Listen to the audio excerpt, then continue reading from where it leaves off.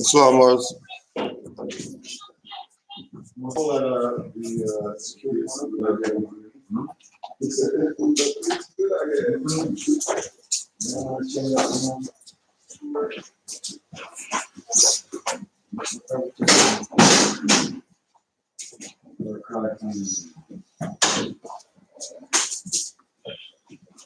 Islam was this right?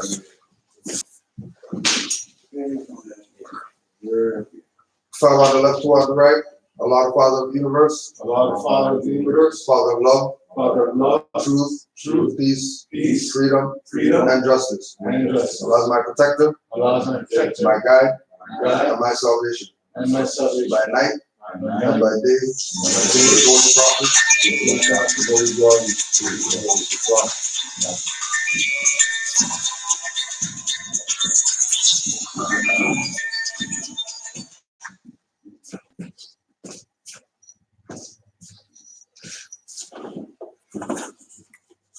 Leaders' readings to be read at every meeting.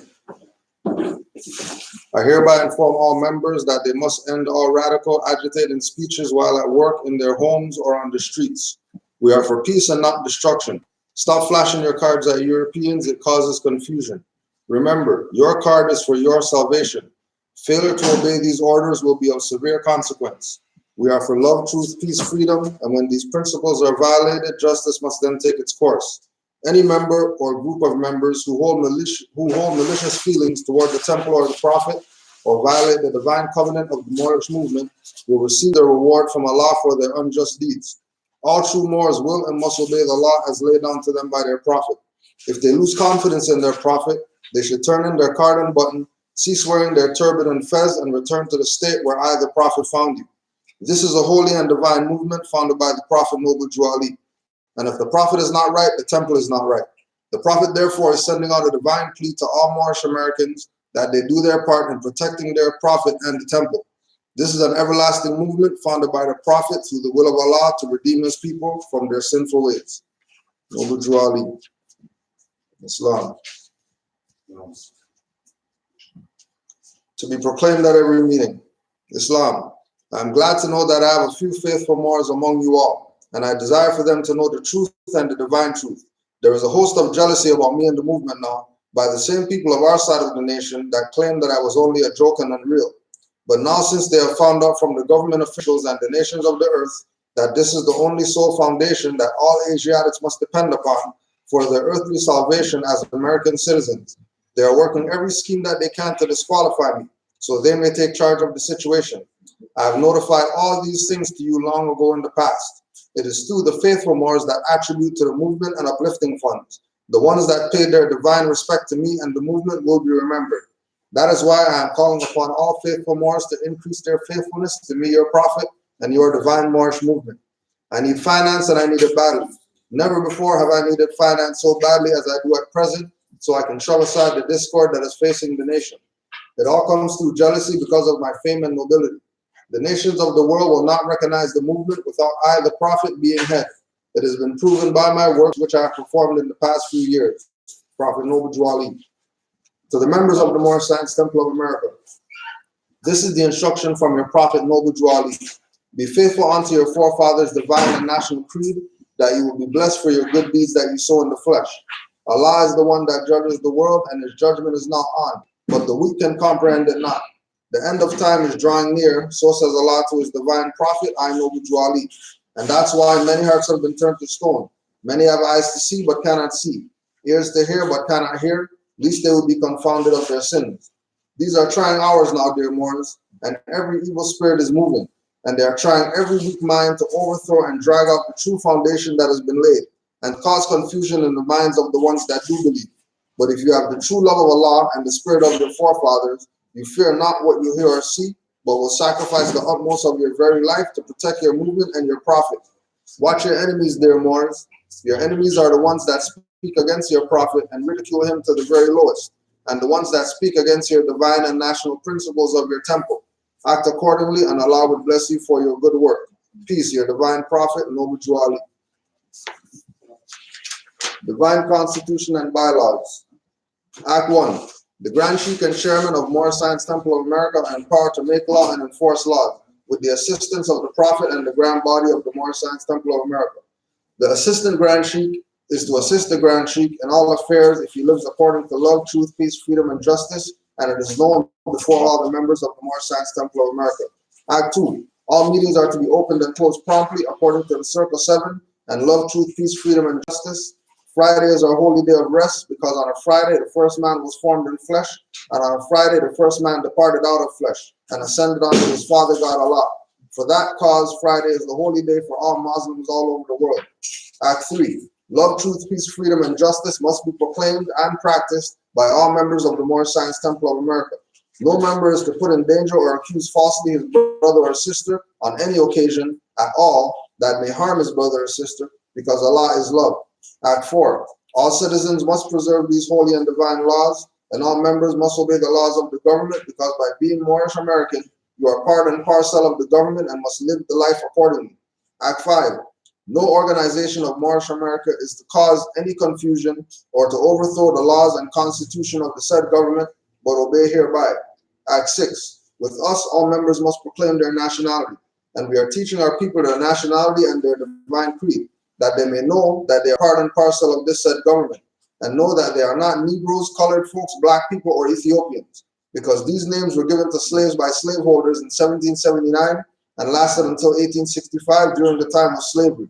But this is a new era of time now, and all men now must proclaim their free national name to be recognized by the government in which they live and the nations of the earth. This is the reason why Allah, the great God of the universe, ordained Noble Jew Ali the Prophet to redeem his people from their sinful ways. The Moorish Americans are the descendants of the ancient Moabites whom inhabited the northwestern and southwestern shores of Africa. Act 7. All members must promptly attend their meetings and become part and parcel of the uplifting acts of Moorish Science Temple of America. Moorish Americans must pay their dues and keep in line with all necessities of Moorish America, and then you are entitled to the name of faithful. Husband, you must support your wife and children. Wife, you must obey your husband and take care of your children and look after the duties of your household. Sons and daughters must obey father and mother and be industrious and become part of the uplifting of fallen humanity. All Moorish Americans must keep their hearts and minds pure with love and their bodies clean with water. This divine covenant is from your holy prophet, Noble Jew Ali, through the guidance of his Father God Allah. Islam. Islam, Morris. Got a couple book references just to read some excerpts from today. Before we do that, just a reminder, class is going to be going up to 12 noon start time as well. January 4th, January 4th, we have our Noble Jew Ali Day celebration. This is going to be our 10th annual Noble Jew Ali Day celebration. In the coming week, we should have some flyers and stuff like that, so people could do their little promo. If not, check your email, because we'll send the flyer out, and then you can use that to send out invites to anybody who you think should be in attendance. Any other announcements? Or? No, I mean, I had the announcement later. With the, yeah, okay. Other than that, all right.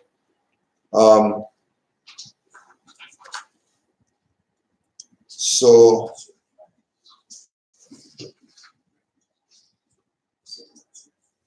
there was this book called Los Indios, a Native American War Manual, by Ricardo Ignacio.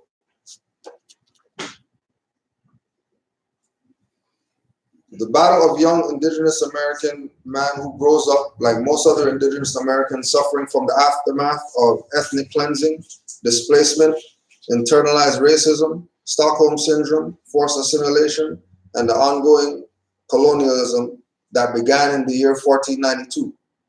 The young man grows up with the deep-rooted self-hatred, ashamed of his indigenous American roots, bleaching his hair, buying whitening creams, and using blue contact lenses, desperately attempting to erase all physical evidence of the obvious proof of who he is, until one day his grandfather asks him why he hates himself so much and gives him a unique scroll written in the 1500s, which contains the root of where his problem of internalized racism began. The ancient scroll is written in Nahuatl, and the only way to learn Nahuatl is to return to Oaxaca, Mexico, where he was born, and find someone that could teach him. The question is, does it matter enough to know what is written so long ago in ancient language? And if so, what will be discovered? But more importantly, what will he do with the information that he's learned? So this is an excerpt from a conversation that he's having with his aunt, who he hasn't seen in 10 years or whatever. So after he goes back to Mexico, he's sitting with her and getting some oral history about, where they come from, their culture, or whatever like that.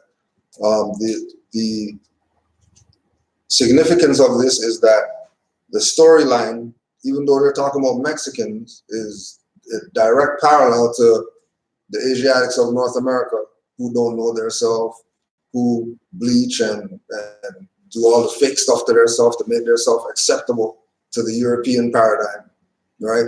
Showing again that this idea of the North Americans and the natives and the aboriginals and the indigenous include all of us here, that we're all one family and we all have that one same enemy. And how he overcame it was, going back to his ancient homeland, going back to the mindset of his foremothers and forefathers, same things that we were taught to do in order for us to be liberated. As you mentioned, Mexican, yesterday I see something on the news. Little boy from Mexico came up, they adopted him. He was in the news. Mm-hmm. And he was at a school, taken to the school to introduce him and stuff like that. I'm thinking this little boy, I wanted to see, I didn't get his name on whatever, because in the future, I'm going to see this boy again. Yeah. I think they have this boy to program him for some of their job coming up. For real. For real. Started, now it's like 2019. Yeah. We'll see. See what happens later. Put it out there. Yeah. Boy, Yeah. They adopted many more, but where they bring him in the school. Where was it?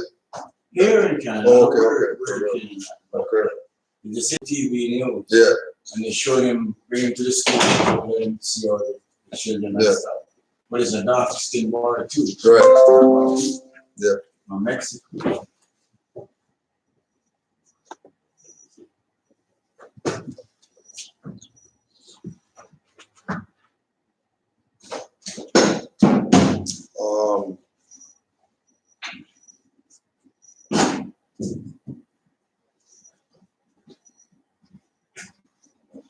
Your grandfather knew what was happening also. I didn't learn it from his teachings, but living it and seeing it here. I never got the chance to tell my father that I, his youngest daughter, knew what was happening, and I wish I could have told him. I knew it would have given him peace. It's all right, Auntie. He's probably watching us now. Warmly. I smiled warmly. Watching us? From where? From heaven, she replied with anger in her voice. Yes, I stuttered, confused. Why would she respond in such a way? See, that's the problem. We're not just environmentally colonized, but mentally colonized. We've adopted the religions of the Europeans who destroyed our beliefs. Heaven, hell, God, angels, those are Jewish ideas that were eventually adopted and recreated by Europeans. The Europeans came here and shoved their BS in our face by force. So you aren't Catholic? Catholics are the Spanish colonizers who arrived here and raped our people. They obeyed the God in their religious guidebook as they butchered our ancestors, and now here we are thanking their God. Thanking their God for what? For allowing those pale-faced demons to destroy our civilizations, obliterate our education and our books, rape our indigenous women, for enslaving our children, wiping out hundreds of millions of natives in all parts of the Americas. A rhetorical question I knew, but she spoke with such intensity that I felt the desperation in her words overwhelm me. Do you know how many millions of mothers, elders, and children that is? Yet they tell us to get over it, meanwhile praising the white Jesus for being saviors of a Holocaust that wasn't even 2% as horrific and damaging as the one on our people faced. Our people endured the largest Holocaust in the history of humanity, shrinking our population, preventing us from ever rising again, and preventing us from ever building our own civilizations again. They even built borders across our lands, separating our people from each other, calling us foreigners and wetbacks, and treating us like second-class citizens on our own land. Should I be thankful for that? The same fire that my grandfather spoke with was embodied in this woman. So you're against God, Auntie? How can I be against something that doesn't exist? You're saying God doesn't exist? A perfect God that claims to love all of his children equally, yet sends them all to eternal damnation if they behave imperfectly, the way that he created them to behave in the first place. Please, nephew, they can fool most people, but not me. It doesn't take a rocket scientist to see through the BS. It only takes a bit of logic. She went on to explain that the Jewish people who were in control thousands of years ago created a very misogynistic, sexist, and hateful God, and then forced the people to believe and worship him or die. It took no more than a few decades to convince the people that this God was real. It was this lie that paved the way for the wealthy to gain control over the entire nation. By putting fear in their hearts, teaching them to either obey or else be tortured to death, and telling the people that they would be punished for an eternity for their wrongdoings. They eventually got the people to kneel and serve his God. Here we have cowardly, yet very intelligent, wealthy men who owned everything, but told the people it is easier for a camel to enter the eye of a needle than for a rich man to enter heaven. Extremely wealthy people are teaching this. Are we so stupid? How did the wealthy manage to teach the poor that if they become rich, then they had no chance of making it to heaven? It began to make sense. Wealthy people taught the poor that it was God's rule that if you were struck, you should turn the other cheek. This meant that if the wealthy people beat down the poor, then the poor should turn the other cheek. Otherwise, they would be punished for an eternity in the afterlife. How did a group of violent people manage to teach entire civilizations to be afraid of defending themselves? Through fear. What did people of that era fear? Everlasting damnation. Jewish dummies did not write those books. Warlords who planned to conquer and control the world forever wrote those books.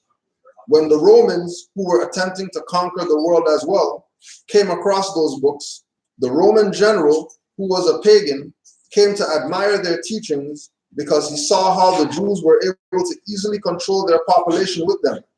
The Roman general adopted these teachings and had them rewritten to fit the Romans' agenda and to depict their God as a pale-faced one like themselves. I remained silent as I tried to process all this information, which made perfect sense. I found it hard to accept the fact that I had been Catholic my whole life, and in a moment's time, my entire belief system had been debunked. Now we have these demented white fools holding their own rewritten version of those books, preaching out of churches, teaching our people to turn the other cheek when they strike us, and to remain poor while they remain wealthy and in control of everything. She continued, this is what our people need to learn in order to rise from the ashes, but they won't do it. You know why? Why, I asked, intimidated by her passion, yet yearning for her knowledge. Fear. These Judeo-based dogmas have been deeply ingrained in our people for thousands of years, and everything we used to know, believe in, and has been burned down by Christian priests since the 1400s. Even today, they send anthropologists to investigate our people in villages just to further misplace them by grabbing their lifestyles, traditions, cultures, and beliefs of indigenous people, and then playing the guessing game, misinterpreting everything, writing it down, and then publishing in their silly books. Then they claim to be teaching us what and who we are. And they do this to demonize and marginalize us more, to make us look primitive, which in turn automatically makes Europeans look more advanced than us. This subliminally and subconsciously makes us feel ashamed of who we are, causing us to desire to be like the so-called advanced white people, but they aren't advanced whatsoever. What they did was take all of our science, our advanced mathematics, our thousands of years of work in philosophy, astronomy, and agriculture, and then claim it as theirs. Then they destroyed the evidence of all the work we had ever done, leaving us with nothing, leaving us in poverty. They used everything they stole from us, passing it off as they were the ones who done it all. That's why and how we indigenous people seem to be primitive. We weren't the only ones they stole from. They stole from Asians, from Egyptians, and from most Africans. For many years, these people have been culture thieves. And once they steal the culture from everyone non-white, then they destroy the evidence of those people's accomplishments by leaving us nothing but a blank slate. They've made it seem to the rest of the world that we never made any important contributions to humanity's advancement. They even take our religions, rewrite them, and use them against us. They do all this just to make sure we never find out what our original beliefs were. If we don't have a connection to our ancestors, then we have no choice but to adopt our oppressors' watered-down religions, which they have recreated in a way that most benefits whites while oppressing non-whites. So we don't defend ourselves out of fear of everlasting damnation. The result is the whites are getting wealthier. They teach us to be economically poor or else go to hell. That's why they've built a goddamn church on every corner, on every street, in every city, state, and country across the whole continent. They are making sure we adopt these beliefs in one way or another. Sadly, our people are adopting these beliefs. All over the continent, our people practice the same religions and worship the same God as Europeans use. Look at the conditions we live in now. Look at our homeland. It has been ruined along with the people in it, ever since we forced to emulate the white man and his harmful culture. What does that mean? It means that we now think like they do and see the world as they do. They control the media so that we can see their way to view the world. If we see the world with their eyes, then we will view them as beautiful and superior, but we look in a mirror and what do we see? In awe, drooling and unable to respond, she asked me, "Are you all right?" "I am." I cleared my throat and shifted my seat nervously, smoothing out the wrinkles from my shirt. "And today, here we are," she continues, "still practicing what was forced on us. Those who are lucky enough to become aware of history, of what truly happened, they abandon the ideals that were fed to them. But where is there to go if our original indigenous beliefs and codices were destroyed? This is why our people feel lost and empty. It's almost as if we have no choice but to go back to the dogmas that remain, Christianity and Judaism." Right, so that's excerpt from Los Indios. Los Indios. And the term Los Indios is where the term Indian came from. So I want to say there right now, all people like they were saying were just Christian people. They are like practicing suicide. Right. Christian suicide. Right.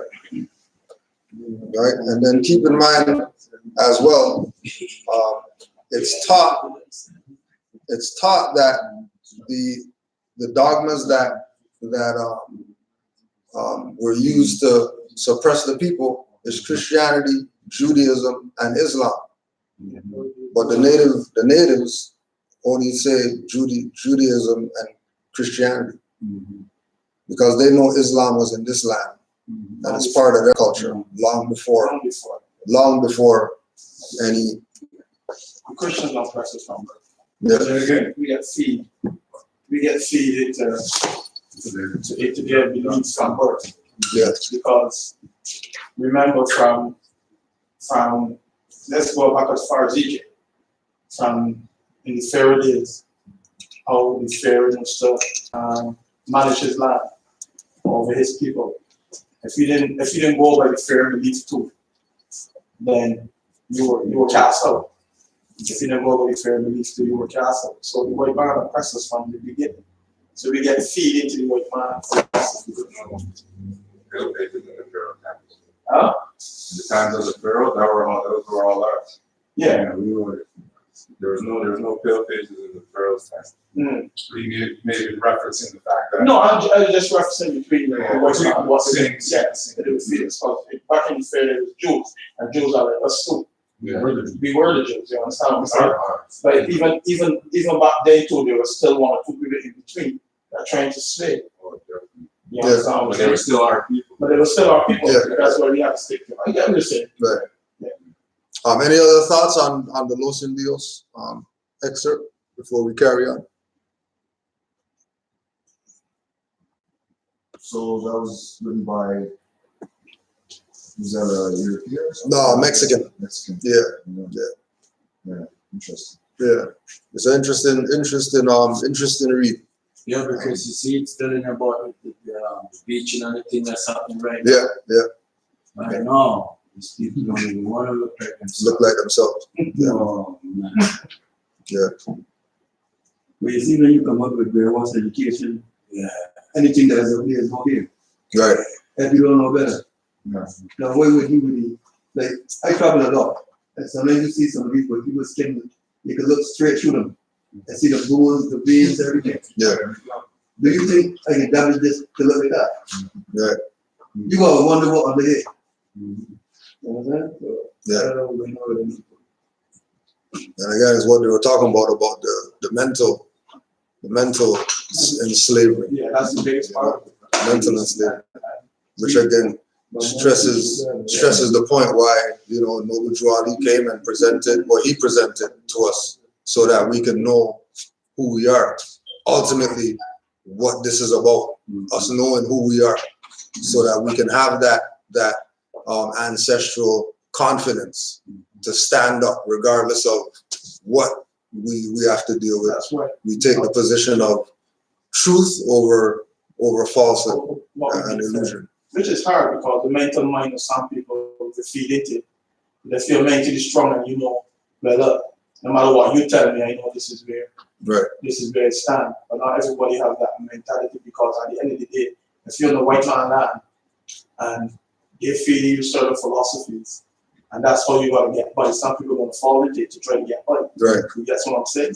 Right. So it's up to you at the end of the day, because that there's a saying, you can bite the bullet till you learn how to get past it. Right. So sometimes we have to fall into that frame of mind too before we can climb out of it. Yeah. You get what I'm saying? But some people fall into it and can't climb back from it. You get what I'm saying? Fall too far in. Yeah, you get to a point where the mental stability where a man got to build his mind to whereby look, I got to do this to get to a point to where I know I want to be, and then you see this, the hell with this.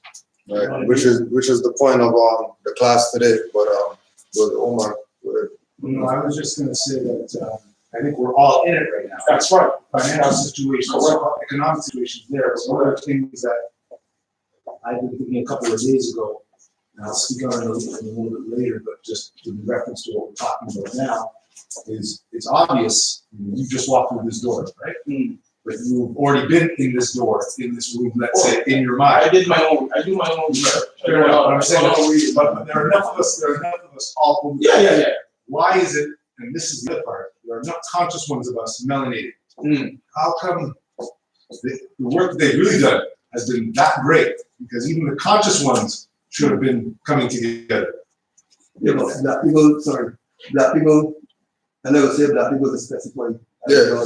Yeah, Their biggest weakness, they got two weaknesses, fear and trust. it's not, They got a lot of fear of people suppressing them further, they stand up to the belief. And they don't trust what brother saying.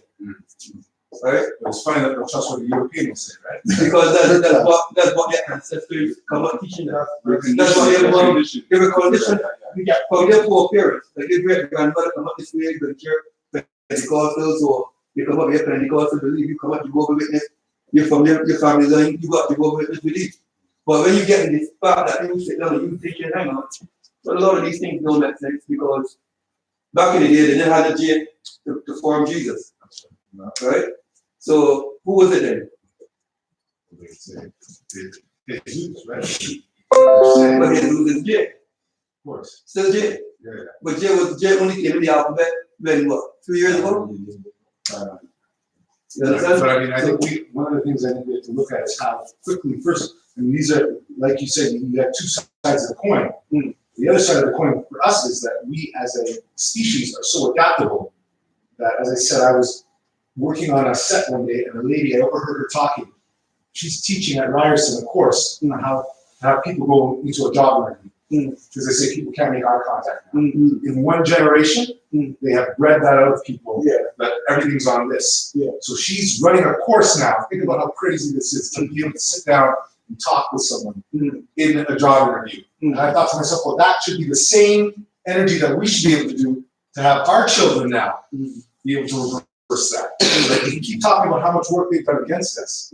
But really, that stuff is happening in a generation. We look at our children, we look at even people 10 years younger than us, and we can see the change that's in them. So if those things are happening, why aren't we really, as a people, coming together to reverse that? Word. And Just legal stuff. Right. So and this is and I'll speak on this. This is what I wanted to speak on because we've started off having classes. This is what this was supposed to be, classes, right? Being sort of, when he's speaking and sort of relating stuff out of a book. This is stuff we all know. It's not. I mean, it's good to be reminded of it, but it's stuff we know. What are we doing next? You see what I'm saying? This is why now we were talking with another Regency Montreal down there, and they're having meetings now. They're calling them meetings. Meetings, not classes, because class is teaching. Class is teaching, whereas meeting is now let's sit down and make some plans. So this is what you can have both. You can teach class and then have meetings. Well, this is some of the stuff that I've been thinking about and looking forward to. So what you do is you have classes for certain people and meetings for the next one. And I tried to start that and achieve that a bit, but that exactly what you're talking about, that indoctrination stuff needs to be reversed. My brother here was talking about this too. It's economics.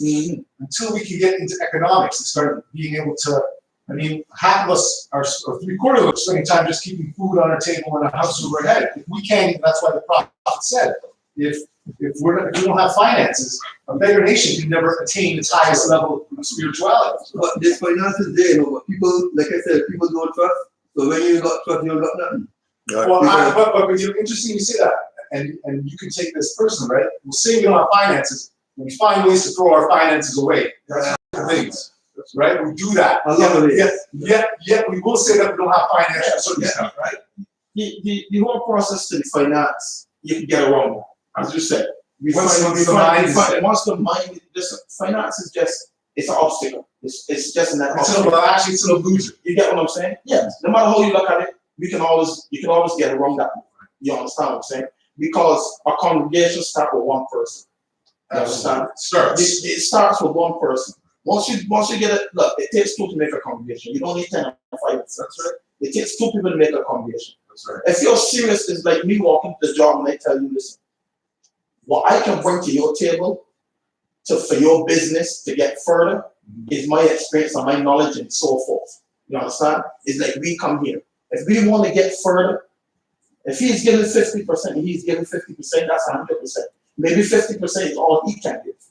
You get what I'm saying? Follow me here. But if he's giving 100% and she's giving 100%, that's 300%.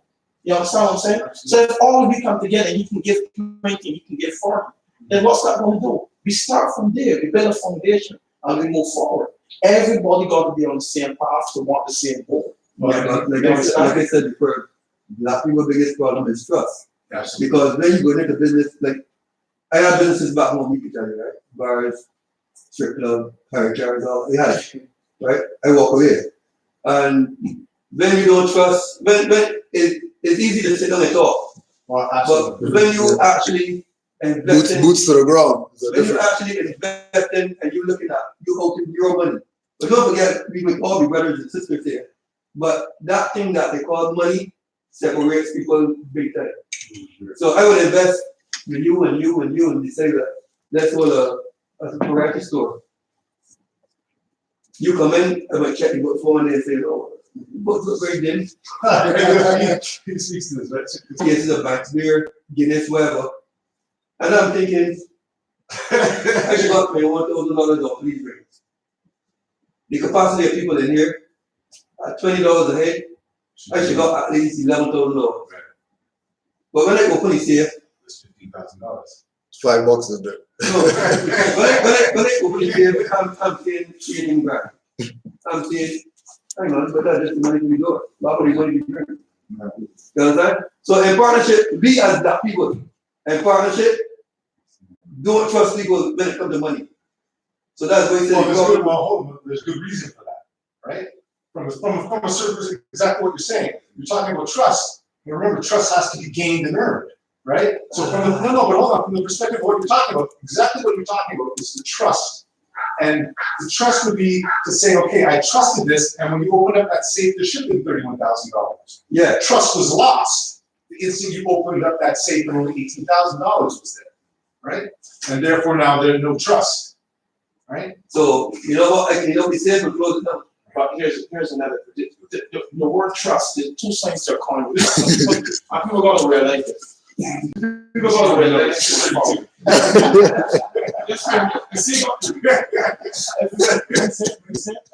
Because he said 21 and 11. He said 32. So I automatically took my one off. I said 31.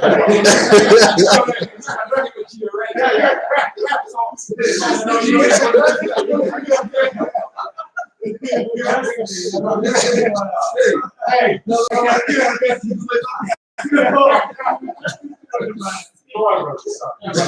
Here's the thing about money and finance. In money and finance is always going to be down. No matter what goes on. Yes. We gotta overtake this. Yeah. When it comes to money, there's always going to be a doubt. Because, as he said, when a man putting away his money, he wants to see a return. Whether it's a return for whatever business he decides he's going into with you, he wants to see a return. And so for some people, they think that return have to come right away. Right. You get what I'm saying? In order to make money, you got to spend money. We know that. That's the bottom line. But here, we're not really dealing on the finance part. We're dealing with mind over matter. Leave the finance. Because I own a restaurant for 5 years. I'm a chef. I'm 70 years chef. I come here not even doing chef. I'm looking to start my own security business. I just want to register my business. That's the first step. Because I was in the military. I went through the whole process. I've been through it. You understand what I'm saying? When you're starting a business, no matter what business it is, how am I going to know that I can trust you if I don't put that in? If I hire you, let's say you come in, I start a business, I just say this. Just like they say, how do you get a job without experience? How do you get experience without So job? trust comes with putting it in someone. Absolutely. You get what I'm saying? Right. You can't just look at a man and say, I'm going to trust you, right, because you don't know that. So when it comes to money, no matter where you go, it's like a bike. You don't know the bike. But you trust him to look out for your money. The only way you know that that bike isn't working for you is when you realize that you can't let that bike and do something. And then you say, you know what, I'm leaving this bike. I'm going to another bike. You get what I'm saying? So trust starts from, I'm not going to just look at you. Trust. You have to gain that trust from that person. Because if I hire you and then 3 years down the line, you're still doing the same thing that I hire you to do, then I know I can trust you. That's why you have to give people the benefit of the doubt in the first beginning, because you don't know. You get what I'm saying? So that's how you build that trust. I got to that. You trust me? Of course. I want to know. I can only give it to you if I have it. If I don't, it's not. You telling me if I trust you, if I have the money that I can give you $1,000, I'll give it to you. The only way I can know I get back my money from you is to give it. To you. Yeah, is to give it up. And then I trust you. No, let's be realistic here. I have to trust you. The only way I'm going to know I'm going to get my money back from you, I'm going to give it to you. If you're mad, I got to hold it to you. Trust. You understand what I'm saying? So let's forget this trust thing, but it stems from the beginning. Well, fair enough, and I don't mind using the term black, but I think hopefully what we want to do is change the energy behind that, because we understand what black represents on certain things. But anyway, I just put that up there. But what I know is this, and we know this, and I continue to talk about this They had a place called Jolabia, it's a chicken place, Canadian thing, right? My empress works with a lot of Filipinos. She, because the girls are talking, oh, you gotta try this out, right? So of course, the emperor goes up there to sit in line, right? Thing's been open for about a week, 2 weeks. I go up there, they got a tent up there. I say, okay, it's okay. I get up there 7 in the morning. The place opens at 9. I think I'm 2 hours early. I get there. There's 2 men standing up the backside of the tent. I go, what's this? I go and I say, I look in. There's 500 Filipinos lined up in line to get chicken at 7 in the morning. Which is I'm explaining. What I'm trying to show you is that trust has to be, like you say, gained. But what I'm saying to you is that there's an innate and an intrinsic trust that comes with certain cultures that's built up beyond having to stop me. Like, you know what I mean? So you can go with some of your kinfolk and you don't have to even think about trust because there's an energy level there, right? Right? It's like this one right here. Right, and I'm saying that to me that's ingrained, and that's the stuff that's ingrained cellularly. Not from the fact that I trust you, it's from the fact that you happen to be with me in the same national cultural perspective, and I'm standing for you because this is how we get ahead. And that's some of the stuff that I think that they've really gotten out of us. Yeah, because we shouldn't even have to be talking about trust in these kind of ways. But it's gonna come. You just made the perfect example to what we're talking about. Culturally, it's a big difference between culture. Because for instance, if I open a Jamaican restaurant on the street, tell me how many Chinese, I can count on my hand how many Chinese gonna come in there in a week. Absolutely. But if the Chinese open a Chinese restaurant up there, you can count how many black people is gonna go into the Chinese restaurant. You won't be within the first day. You won't be able to count. That's right. But culturally, they follow each other. And we don't have that. That's right. That's what we gotta bring back to our people. So thank And you. This is what that's the whole point. That's the whole point. This is what I was getting to with this organization. What I wanted to remind everyone of, because I think this is the part of it that we're only here for a couple hours a week, and the sorcery's on you 24/7 out there. That this building, this entity, was for the nationalizing of you guys. That's what it was here for. Nothing else but to give you back your nationality. But the problem is nationality without those cultural sort of underpinnings is useless. It's what the European has been running us with this card and this stuff. But they're giving you some little benefits, the finance that you're talking about, which isn't finance, it's really the energy. Because I used to do this. I used to sling stuff at a time. And I remember I was with my empress and I saved up all this money. I had $10,000. I put it on the table and I looked at the $10,000. I said, that money doesn't do anything. It's what I do for that money. That's why. It's what I do for that $20 bill that comes in. And what I realized is our mindset, and that's why they've got you chasing that green bill that has a queen on it. You're chasing her, and you're giving her that energy. And we know this, before there was money, they weren't using money. They were using shells. They were using cards, they told me about it. And so our mindset is messed, and we have to get around that. And once we can, and this is what I've been trying to hopefully point us towards, because we get confused about what this is supposed to give us. Same thing with our boy there. You think you're going to get something. That's part of what they trained us to do. And somehow I'm going to get this. No, it's what we do and how we walk and how we operate, which is going to give us that. And that's what we're lacking still a bit. So this is what the prophet did. The prophet gave us back our nationality, which was our vast estate. And now we've got to operate like that. And that's what we're missing, because still the Europeans got us boot on our throats. The problem is that he wouldn't have it if we got together and decided to stand up for that. And you know this, we as people, we don't stand up for each other. That's because it's trying to work for unity. Yeah, of course. Unity. Yeah. How do we get that back? That's what I've been trying to do with all of these events. Then you gotta start making eye contact with your brother. Yes. How you doing, brother? Yeah. Instead of looking at me like, you got nothing. Well, we need how often we need our own brothers on the street? I think it's not bad.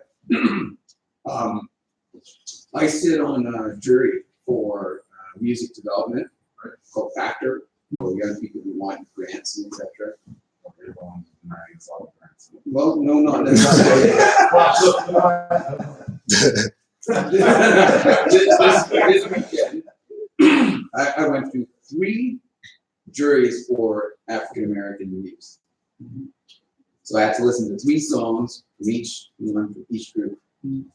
Every song was derogatory, negative, bitch that, both, every single one of them. And so I have to reply back to them because this is a psychology of self-degradation. Mm-hmm. And so I have to reply to them. Unfortunately, like, I can't pass this because you can't sell this. You can't sell it to your people, you can't sell it to But wait a yourself. minute, but I think you said it, but Yes, right, because this is what I'm saying. music market. That's what's right. Listen, morally, you did that for moral.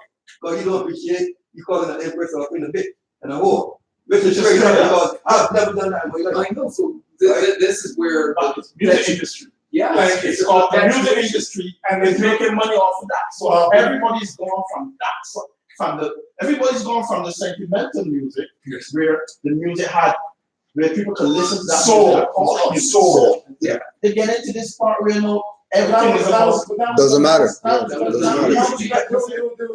actual design plan to do that. You know that, right? That's why those songs play. But we know this too. From what I understand, but I've been there, but in the hood, there's guys who are making albums that are selling on the street. That the music people aren't even getting involved in, and they're selling millions of tapes and those bootleg stuff. And what happened was the European know that he had to get into that, and that's what happened, wasn't it? I mean, Like that process, how does that music get to you in the first place? Is there another process where people select it and then they give it to you to decide whether they get a grant or not? All applicants get what, they submit their own material, and then based off of the criteria, then see the word criteria? then That'll tell you right there. Criteria is another word for saying what we want to hear. Yeah, that's what they're looking for.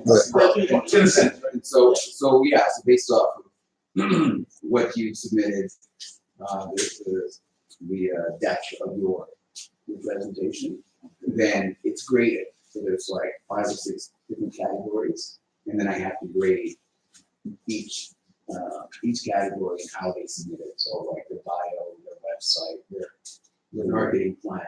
The reason I was asking, because I was wondering if there's like a screening process before that all you're getting to see It's that type of music. Yeah. Music that's conscious or more aware. Doesn't even make the grade. Yeah. Doesn't even get through that process or get to reach that. I don't think that's the case because I'm the first line. Okay.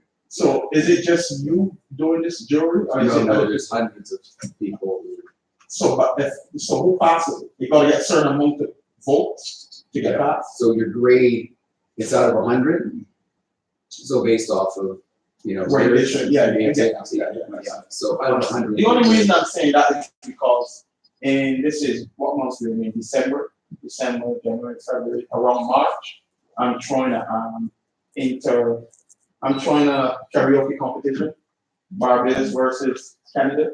They just did it and it came off pretty poor. It got so bad at the end that the team the thing. So I'm doing it over properly, going to the right sponsor and to doing it over, because I think that it was a shame on what happened. So I told the guy, you know what, leave it to me, I'll do it over. So I'm starting the process right after December, Christmas, everybody done, then I'll start going and looking for my sponsors and stuff. So if you're interested, you can. Oh, this is what I want to be able to do it annually. So I want to start from the foundation. We're not here. No, I mean, we're here for all of it. This is. No, go ahead. No, this is what this was about, and this is what I was trying to get to, and I wanted to speak on this from the perspective of what this organization is really here for, from the perspective of the nationalization process, which is giving you back your nationality and then having certain things. So just to let you know, some of the stuff that the prophet said, any shit that happened in your old name, that straw Christian name that they gave you, stays there. Anything moving forward, you reclaim your heritage, by bringing your energy back with your name.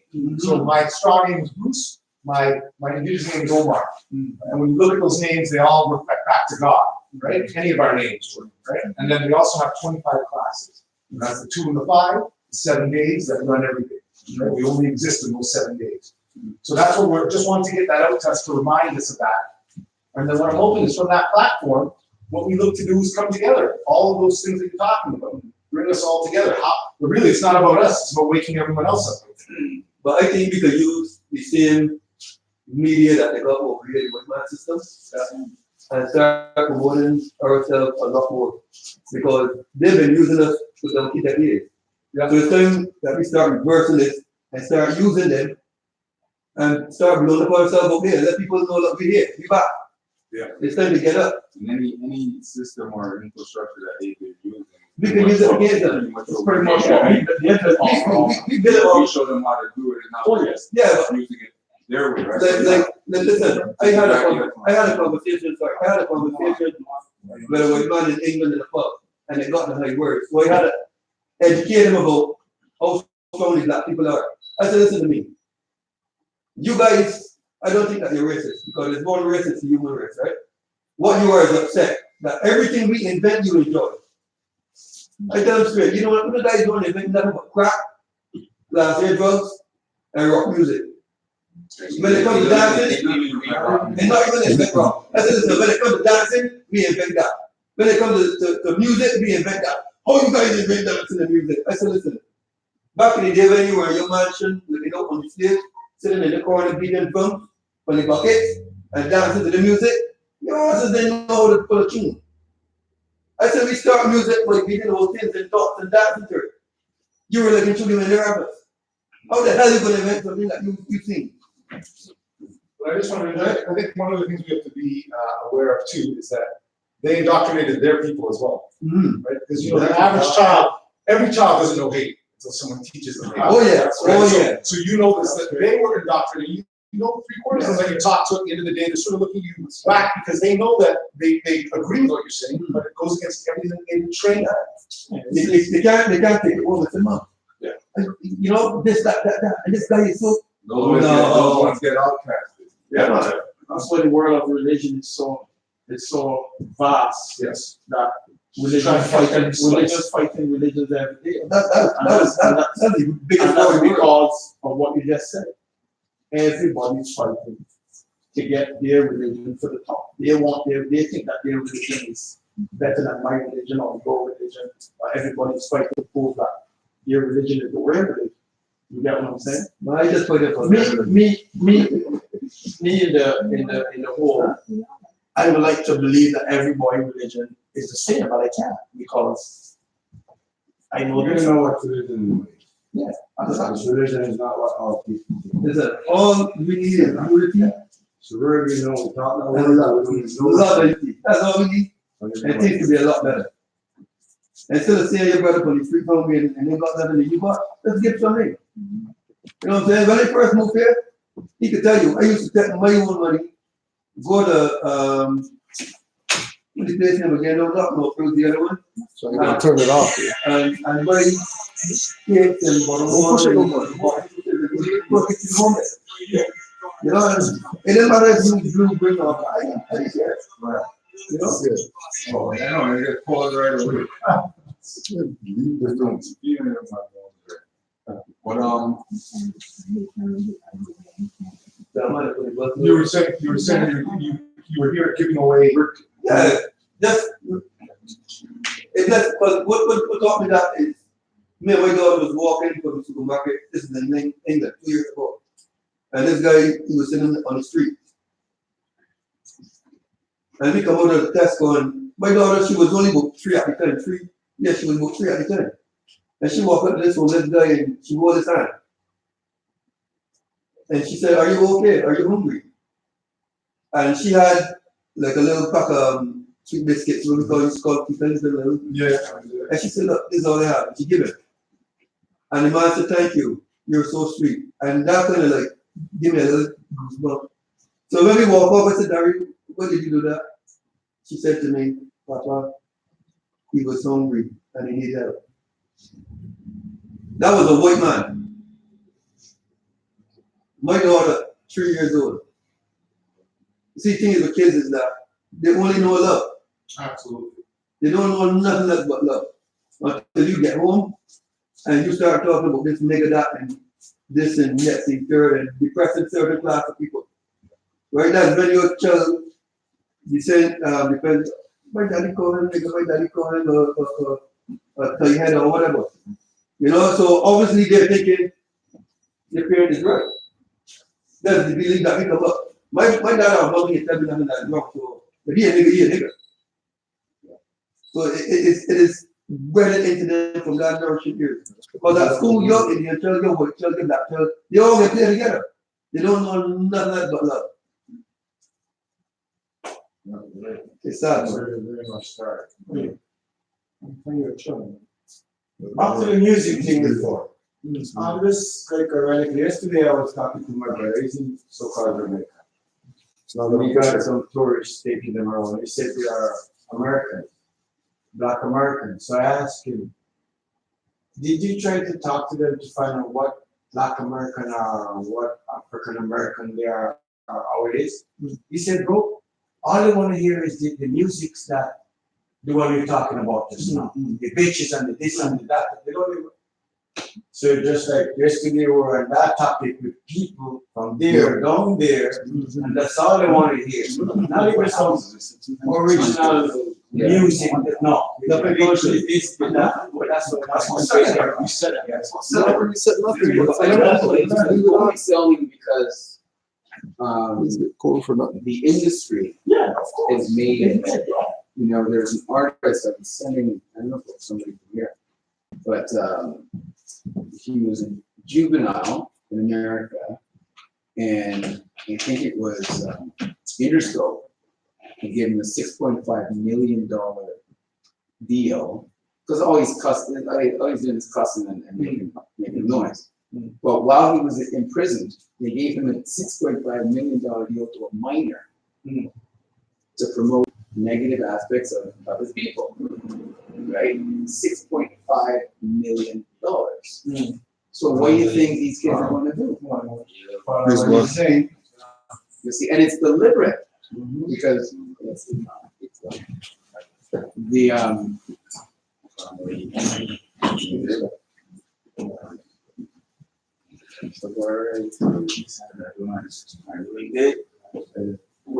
Yeah, but I mean, I think you're speaking to exactly what it is, right? So they did nothing really. They were getting 6.5 million, right? So it really was nothing to promote the degradation of their own culture. And Interscope is owned by General Electric. General Electric has a major shareholder in private prisons.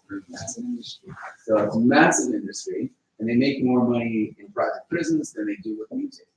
So you promote prison behavior through the music. So the music is their commercial. You're funneling to get the end result. Like, you want to do this here. Do this. Right? Do this type of music. Glorify it. Go do what you're talking about, so we could get you, so you can arrest you, put you in prison, and then move.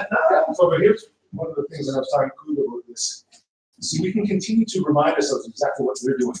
What are we doing to counter that? Or how, you know, because I think about it, you know, we see some, and we know that the media is all part of this stuff too, keeping it in the game. You know, they talk about these gangs with, you know, the Al-Rukins and these, you know, certain examples of people that come together, they'll call them gangs, but those are really organizations looking after their shit. Now, of course, they're going to be considered terrorists to the European as the real terrorists, right? But of course, that's the language they use, right? All of a sudden, you know, I don't know if you saw this last one, some little boy went to Turkey, and they said he's a terrorist or something like that, right? He went to, but really, he went home to probably just figure out what the hell's going on. They labeled him a terrorist because he is a terrorist to the U.S., right? From the perspective that the U.S. is the real bunch of criminals here. But of course, from their perspective, he is a criminal to them. So if we stand for what's right and for love, right? And we know this, we talk particularly about certain of our own individuals, but all we have to do is get ourselves together and it's over for them. We know this, right? That's why you got to use the media. Use about the system to But one of the problems with that is we're not forgetting, and this is what the prophet said, and you can maybe quote to it, right? The prophet was talking about us having our own literature, right? It's really not about going to them. It's really about us taking our own books and putting them up in the street the same way they put their tapes up. Yeah, we have to start on our own stuff because you know they're going to come to us for you, right? right? Once we start standing Once people start. problem is, like you're saying, most of us get sold out, and someone comes and gives us a little $2 million and say, here, let us buy the rights to that. That's what they've been doing since time, right? The ones that they can't buy up, they kill. And that's the fear part. Yeah. I'm adamant about teaching the young people the information. So anytime they send me or ask me to help them with their music or whatever have you, the first thing I do is educate them on the connection to interschool, general electric, private prisons. Stop using the word nigger. Stop using the word black.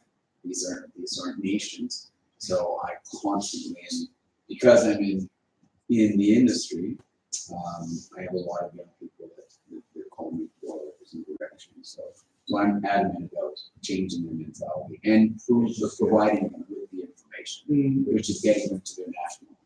It's not realization. Starts with the young. Oh, yeah. Once you convert the young, then the future looks bright. Yeah, and they appreciate it.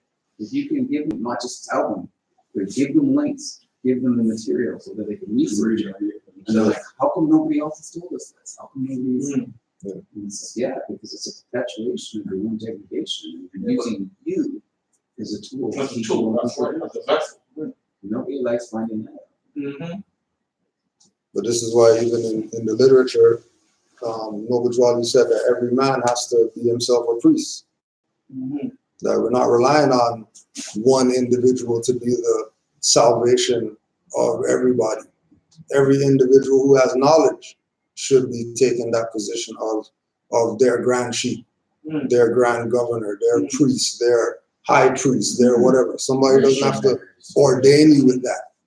It should just be a thing that people with knowledge do. You pass the knowledge on to those who don't have it. Just like the brother was saying with his daughter who was hungry, you gave him something to eat. You didn't need dad's permission to give up the cookies or whatever. You know what I mean? Because it's just the proper thing to do.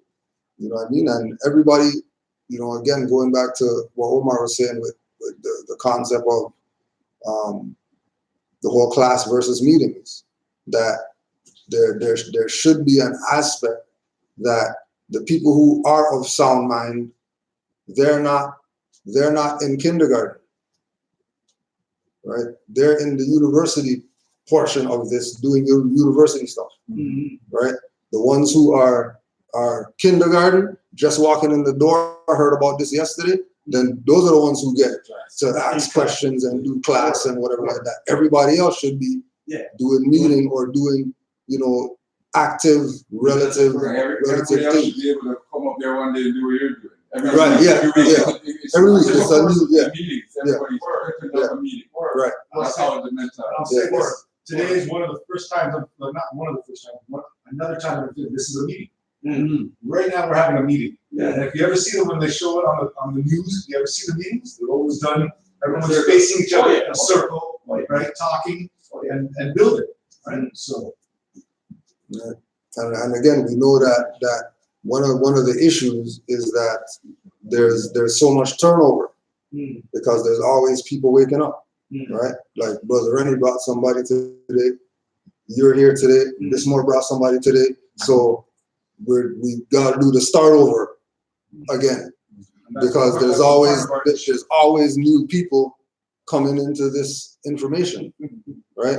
But again, that's part of the prophecy. Because Noble Dwali said, keep the doors open because people are going to be coming in this place. It's not even nothing you're going to be able to do about it, right?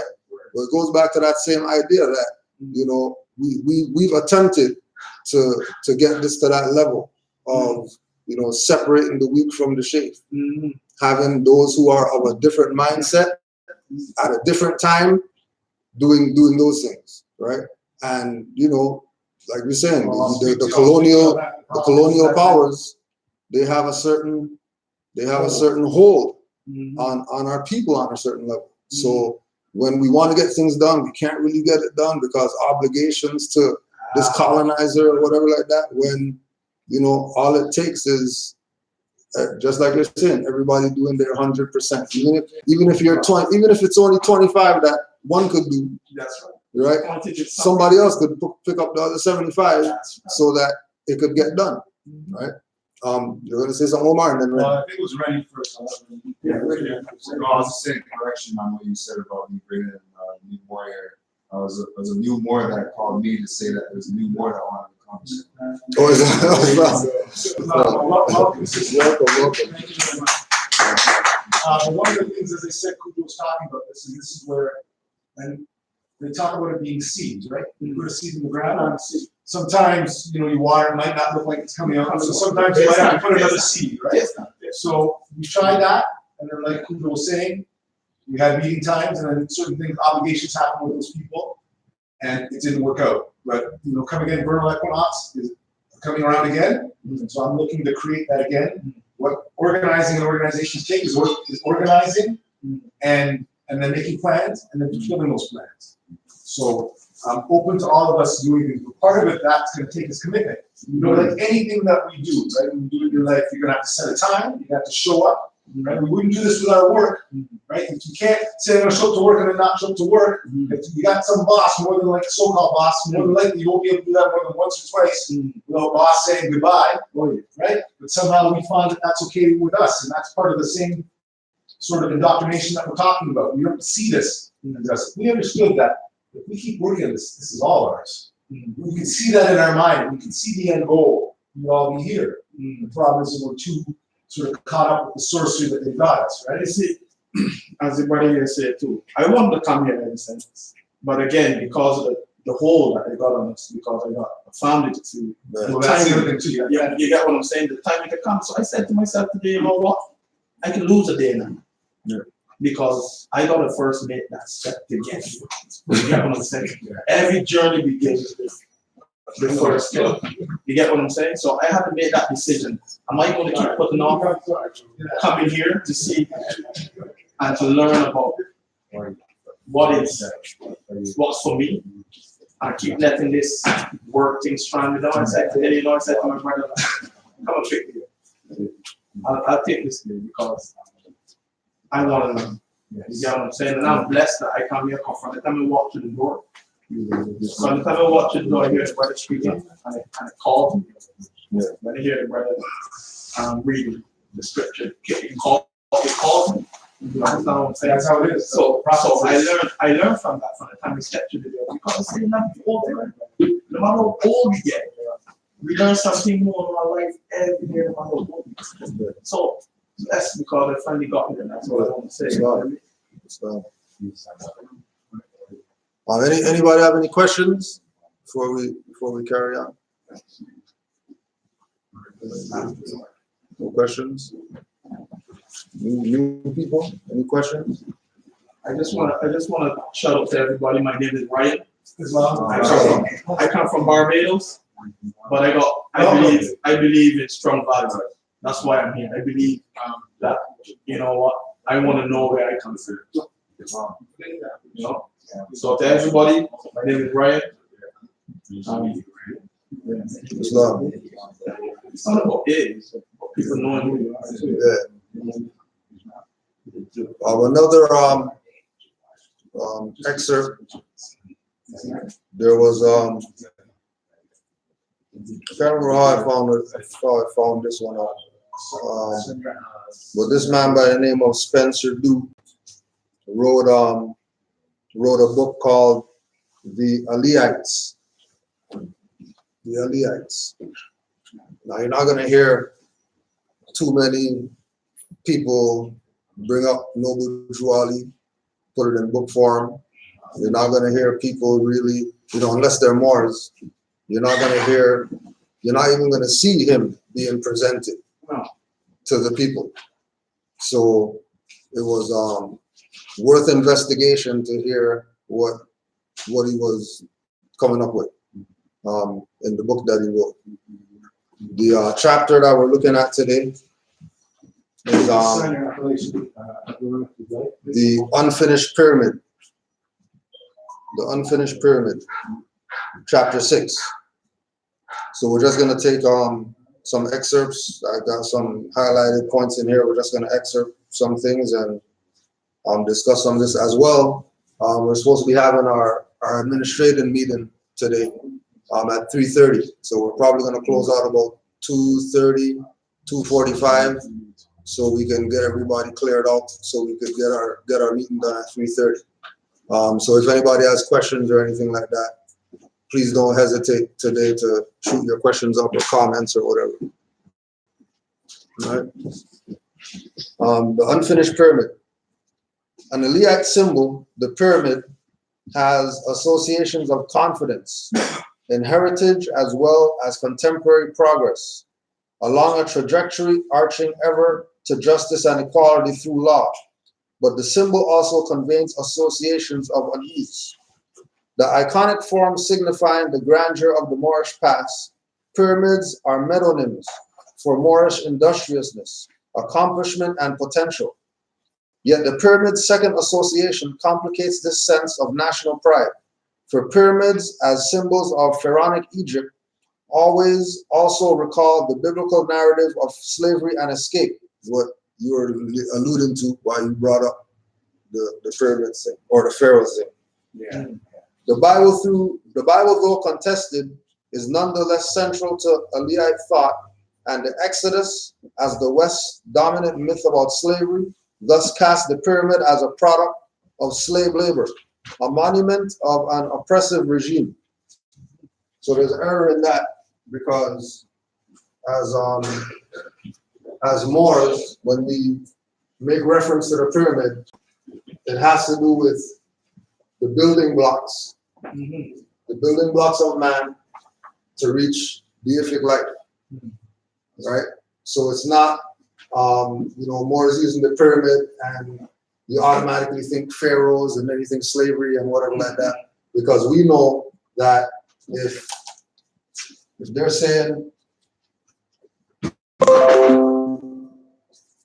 the word is a million bricks makes this up, right? At 50 tons each brick, in precise alignment that you can't even slide a piece of paper between the bricks. No slave labor built that. It's impossible that some people with logs underneath pyramid bricks on sand, pushing them up, whatever like that, with 50 tons. It's not happening like that. So something else made this manifest, right? As well with the whole Bible contentions, right? Right. We have our holy book, which is the Holy Quran of the Moorish Science Temple, right? It talks about Jesus in there. It talks about life. It talks about spirituality. It talks about beliefs. It talks about everything relative to quote unquote religion. But we're not religious people, right? We know that we're divine beings, again, because the whole concept of the pyramid is us building ourselves to that place where we and Allah are in the same place. That we're not seeing Allah or God or whatever as some external thing to ourselves. It's an internal thing that we actually become, right? Omar. Just also speaking to the actual symbology of the shape. It's a triangle. And triangle is a power symbol, right? The actual triangle is a power symbol. So the pyramid is sort of a symbol of that.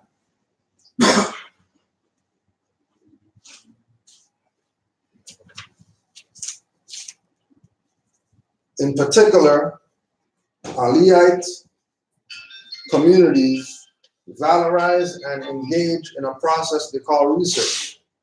This Aliite practice involves turning to sources widely acknowledged as authoritative within the broader society and producing for those sources pieces of knowledge that function as evidence in support of preconceived Aliite claims. This research process is one of creative resistance to the same sources of authority on which it depends, a kind of signifying with history, legal precedent, etymology, oh, that's mine right there, etymology, archaeology, and other disciplines in which Aliite thinkers claim the ability to speak truth in the face of false interpretations, even as those false interpretations dominate popular understanding of those disciplines.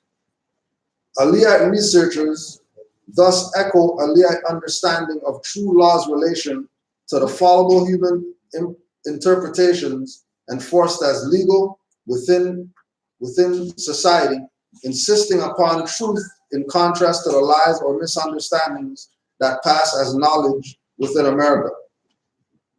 So the idea with the information, as far as this paradigm is concerned, is that we have to be students. We have to be people who are seekers of knowledge. Once we start seeking knowledge and you have it, now you have something that you can apply, right? Like they say, faith without works is dead.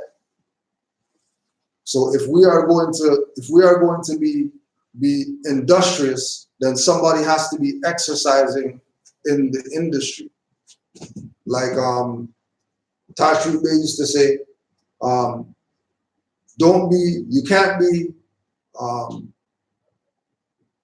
you can't be professional without being a professor in what you profess. You have to take this information and apply it in some way, shape, or form. And the only way that it's going to be applied is if you have true knowledge of what it is. As soon as you have skepticism, doubt, or whatever, it means don't apply it. That's the theme with this. If you don't know, don't put it into application. Only put into application what it is that you know.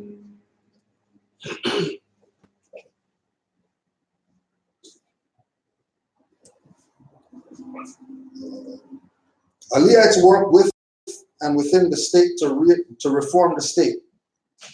Aliite knowledge practices in turn appeal to accepted sources of authority to challenge how that authority has been used, simultaneously respecting and rebelling against honoring and disrupting.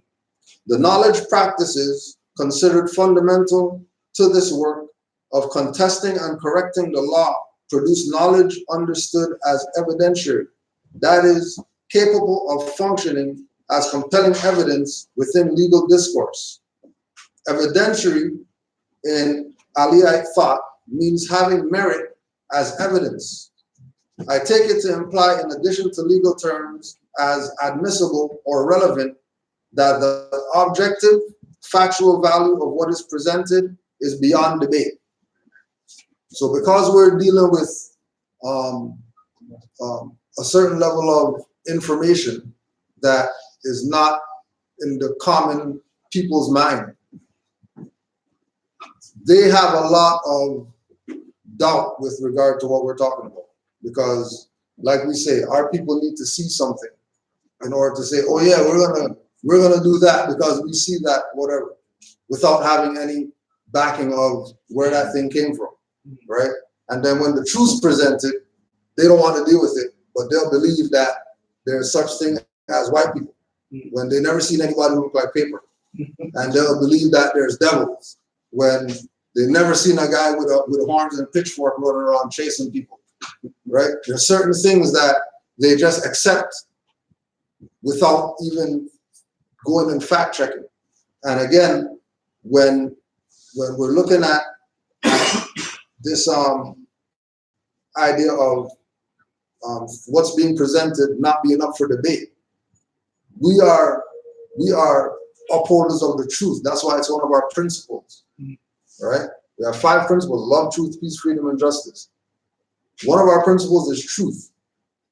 And truth does not change and it does not pass away. It is what it is. Nobody can write a book of lies and present it as truth when you have the truth sitting right here that you could counteract the lies that these people are telling. Which is where it goes into, again, with the whole concept of studying, which again with the brothers getting with certain people, them lying, and then now you're here where the truth is at, that those people never told you about. Because if they told you this and told you the stuff that they're doing, you would have been here before you even went to them people. Because the truth is here already. And it's not a thing that we own it or it's ours and you have to come here. This is something that when you come here, you get it. It's yours. This is why Noble Drew said in the readings that we read every meeting, that this is your movement. Noble Drew is your prophet. No Moorish Science Temple, no Moorish organization, none of that owns Noble Drew and his stuff. Everything that he presented is for the people in order for them to free themselves. And once the people have it now, it's up to them, whatever they want to do with it. If they don't want to, it's all right. You know what I mean? Nothing personal. We're not taking it anyways. If people walk in this door and they figure this is not for them and they leave, it's up to them. It's their birthright to do that with it. But know that in law, there's a term of abandonment. That if you have something that you're supposed to claim, but you don't claim it, then and you abandon it, that means you have no intention of going back to pick it up. Which is why it's people who leave and try to come back a hard time. Because we're not taking you serious after you drop this, because you abandoned it. Right? On Brother Omar. Yeah, I was listening to a master teacher yesterday, and he says it's like you have some money in your pocket, you drop the money on the floor, and then you keep walking. If someone else picks it up, hey, that's theirs. You know what I'm saying? So this is what he's talking about with the estate. This is our land, all of this land. Where you guys are, all the way up north to here, ours. Right? We've abandoned it. So we need to start claiming it back. It can't go anywhere. That's what they were talking about when the natives said, when they made that whole analogy, where when the European came here and gave them some blankets, and got them to sign something that said the land was now the Europeans, and the natives, there's no concept for that, because the land was always theirs. See what I'm saying? The land can't go anywhere. It's ours. And once we start waking up, the land will start to then do the things because what's really happening is we're out of harmony. We all know that when we're in those times of harmony, stuff starts happening. Stuff works. And you call it God, but it's really just you connecting back with that. And you know, you were talking about religion thing. That's what they did. They make sure to get out of your mind that you are God. It says even in the Bible, you're the Son of God. So what I keep thinking, if we're the Son of God, then we must be God, right? If we're the Son of God, then we must be God. Right? Well, right. That's where it's from belief to faith to fruition, right? And that's what the triangle represents, the 3 points. Right? One of the things I would ask too in our meetings, as I said, I put this out at times before, what do we feel are our next steps? I mean, first of all, getting rid of some of these crooks, right? That would be but what are our next steps? Here's the meeting. We're sitting in a meeting right now. Imagine this, we're now, each one of us has a regency. What's our next step? No, but I'm saying, let's look at it like he's talking about a brick. What's actually the next step? Well, first of all, how many Moors are the first? This is your first time here. I'm looking at the First time here. one. Oh, two. It's two. So, Yeah, but from a perspective of, okay, yeah, sorry. No, that's just not, I get what he's saying. He's trying to get the point, and I understand what he's saying. But our next step, as in the question that you asked, and I know where he's going with that. You get what I'm saying? His next question would be, how many of us is in the congregation? Or how many of us is in the brotherhood? I would say this, I would counter that we're all in the brotherhood. You just may be, as you say, I might be holding the wood up, you might be using the hammer. So to me, none of us are superfluous or extraneous to this, right? So the question, I still ask the question again, what's our next step? What would be the next step From here, in my eyes, our next step would be to use the same tools, the same word that the word is teaching, the education that all of us have to get and try to get it out there. If we can get the word out there, if everybody play their part to get the word out there, and we can get more brothers to come in, the chain is as strong as we can say. The more that we get together, the stronger we are. So how are we going to get more people to be like we, to come in and accept, as he said, when they don't know? You get what I'm saying? So at the end of the day, our job is to get the information out there. All we can do is get the information out there and sit back and see if people are going to accept, as you say, what is theirs, or if they're going to reject it. Right. You get what I'm saying? So it's down to us as individuals to get out there and do our part. We can only play our part. As you say, we can only be, and we can only do as much as we can do. But then we got to wait to see if people are going to accept it. You know?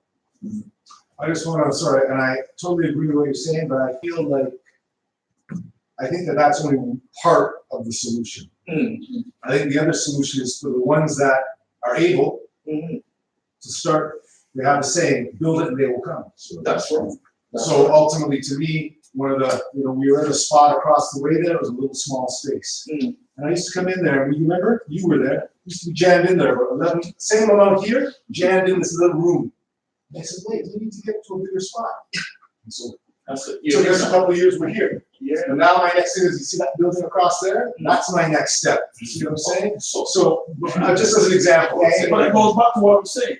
For me to get to that next step there now, as I said this morning when I first came, if you can give 20% and he can give 50%, at the end of the day, that's going to be your goal. But it's how people get there. Everybody's chipping in. But fine, but the thing is, we have to have goals. And I think that that's part of our issue as a people and as a culture. Kujo can speak to this. They say that supposedly that the Ashkenazi Jew has a 500-year plan. I think to myself, I can't even make a plan for next week. Straight up. You hear what I'm saying? They got a 500-year plan. We can't even make plans for next week. We're in trouble. So then we got to change that. Right. So we got to change that. We got to come together. That's what I meant about certain things. That's why I asked you, because to me, as I said, this is how this building happened. And I can speak, this was one of the things I want to speak to. So we asked people to put donations in, right? So you were sort of limping along over there. We came to a point, I brought 7 or 8 of us together. I said, listen, we got to come together and start talking on some next level stuff. So then, okay, we want to get another building. Okay, so then we start having little problems over at our last building. You see the way I'm selling these little things here, the little sandwiches, we're trying to compensate, right? So a man comes in, there's nothing there, exactly. So man comes in, he goes, I want 5 racks, or I got 5 racks. I said, racks? I said, wraps? I said, you want wraps? He says, no, I got 5 racks. I said, what do you mean you have 5 racks? He goes, I got $5,000 outside. I said, you have $5,000 outside right now? He goes, yeah, I have $5,000. I said, okay, well, bring it in. The man goes out to his car, comes in, and brings in $5,000. And that's how this building became racks. I thought he was, I don't know what a rack is. I can tell you what a rack is. You never really heard of it. No, I didn't know what a rack was. I can tell you what a rack is. What do you your mind just automatically went to that because that's natural. No, bro. What are you doing? It's going to the time where we already get back. That's what I'm saying. So the word rat, you're thinking wants 5 rats. So that's what you guys have in rats. If you say rats, people don't know what it is. I just want to show you something exactly what you see the heating here that we have here. The sister now, you'll see her becoming over Jolie Day. She dropped 4,000 to get us the heating here. There's a European. And she's not even from in Canaanland. European that Kujo helped. Because you know what's happening now. The Europeans feeding on itself too, right? You notice that. That's why you have your poor Europeans as well. They were looking to take his house. Kujo helped him stand on his square. And the man kept his house, got his 250 G's, and the man came and gave the next little bit to make it here. You see what I'm saying? So it's those things that and you would say that those are spiritual. They're not really spiritual. That's movement. It's just movement. It's the movement. So that's what I'm saying. It's about an energy thing. Once we make the plan, it's going to manifest. That's right. And that all begins from here. All begins from here. Can I elaborate? Can I elaborate? Sure. Oh, yeah, go ahead. In the teachings of creating a nation, there are certain steps that we have to have and certain things we have to have in place. So first, the people need to be empowered. And empowerment comes from knowing your identity. That's knowing where you come from, knowing your history, knowing who you are, and who you are. Exactly. So the empowerment process is one of the most important things. And the first thing that we should really start looking at is how are we going to empower our people by providing them with their history. history, the real history. Before we And can breaking just one spell, that spell was an important spell to break, because it's constant in the media. It has been constant in the media, the oppression of us, who we are, how we're represented. There's a movie by, I think it was a Spike Lee movie, Bamboozled, which talked about the television industry and how it continued to promote this Black History Month, and just blackness is a gesture, is a joker, is a clown. And so from the media manipulation, it started entering the psyche of the people. And so when people think, well, I can only play the role of a drug dealer or an idiot that doesn't understand any knowledge, decrepit, poor. So people started emulating what they saw on TV. And they've done experiments with this with children and how they see themselves based off of that type of reflection. So it is extremely important to help break that spell, break that code. The next thing is, and that's, again, that's the next thing, which is culture. So we know empowerment comes from culture and understanding of culture, understanding of history. Even as Caribbean people, you know, we're so divided because we think, oh, well, we're from here, and so we have this, and we're from there, and so we're the same people, right? So that is another thing that needs to be eliminated. We gotta stop looking at, okay, Trinidad against Jamaica, and this, that, and the other. Let's stop that. That's not working for us. And that's one of those other tools that have been implemented in time to cause the division. And then agriculture. We do not know what they're putting in our food. So we have to start looking at how we're going to be producers, producing our own food, understanding what goes into our food, because there is a thing called genetically modified foods that are directly attacking our genome. So if we don't know how it's processed and who's making it, then we're just perpetual consumers, not producers, which again takes away our wealth. So we have to start looking into creating or getting land, producing our own food, understanding what's good for our bodies, because that's good for us, right? And then of course that comes into economics and further economics, creating businesses, creating and supporting each other's businesses. Now again, it's going to take time and organization, but it can be done. I've developed projects like this for First Nation youth up north. They have a systemic problem with self-destruction.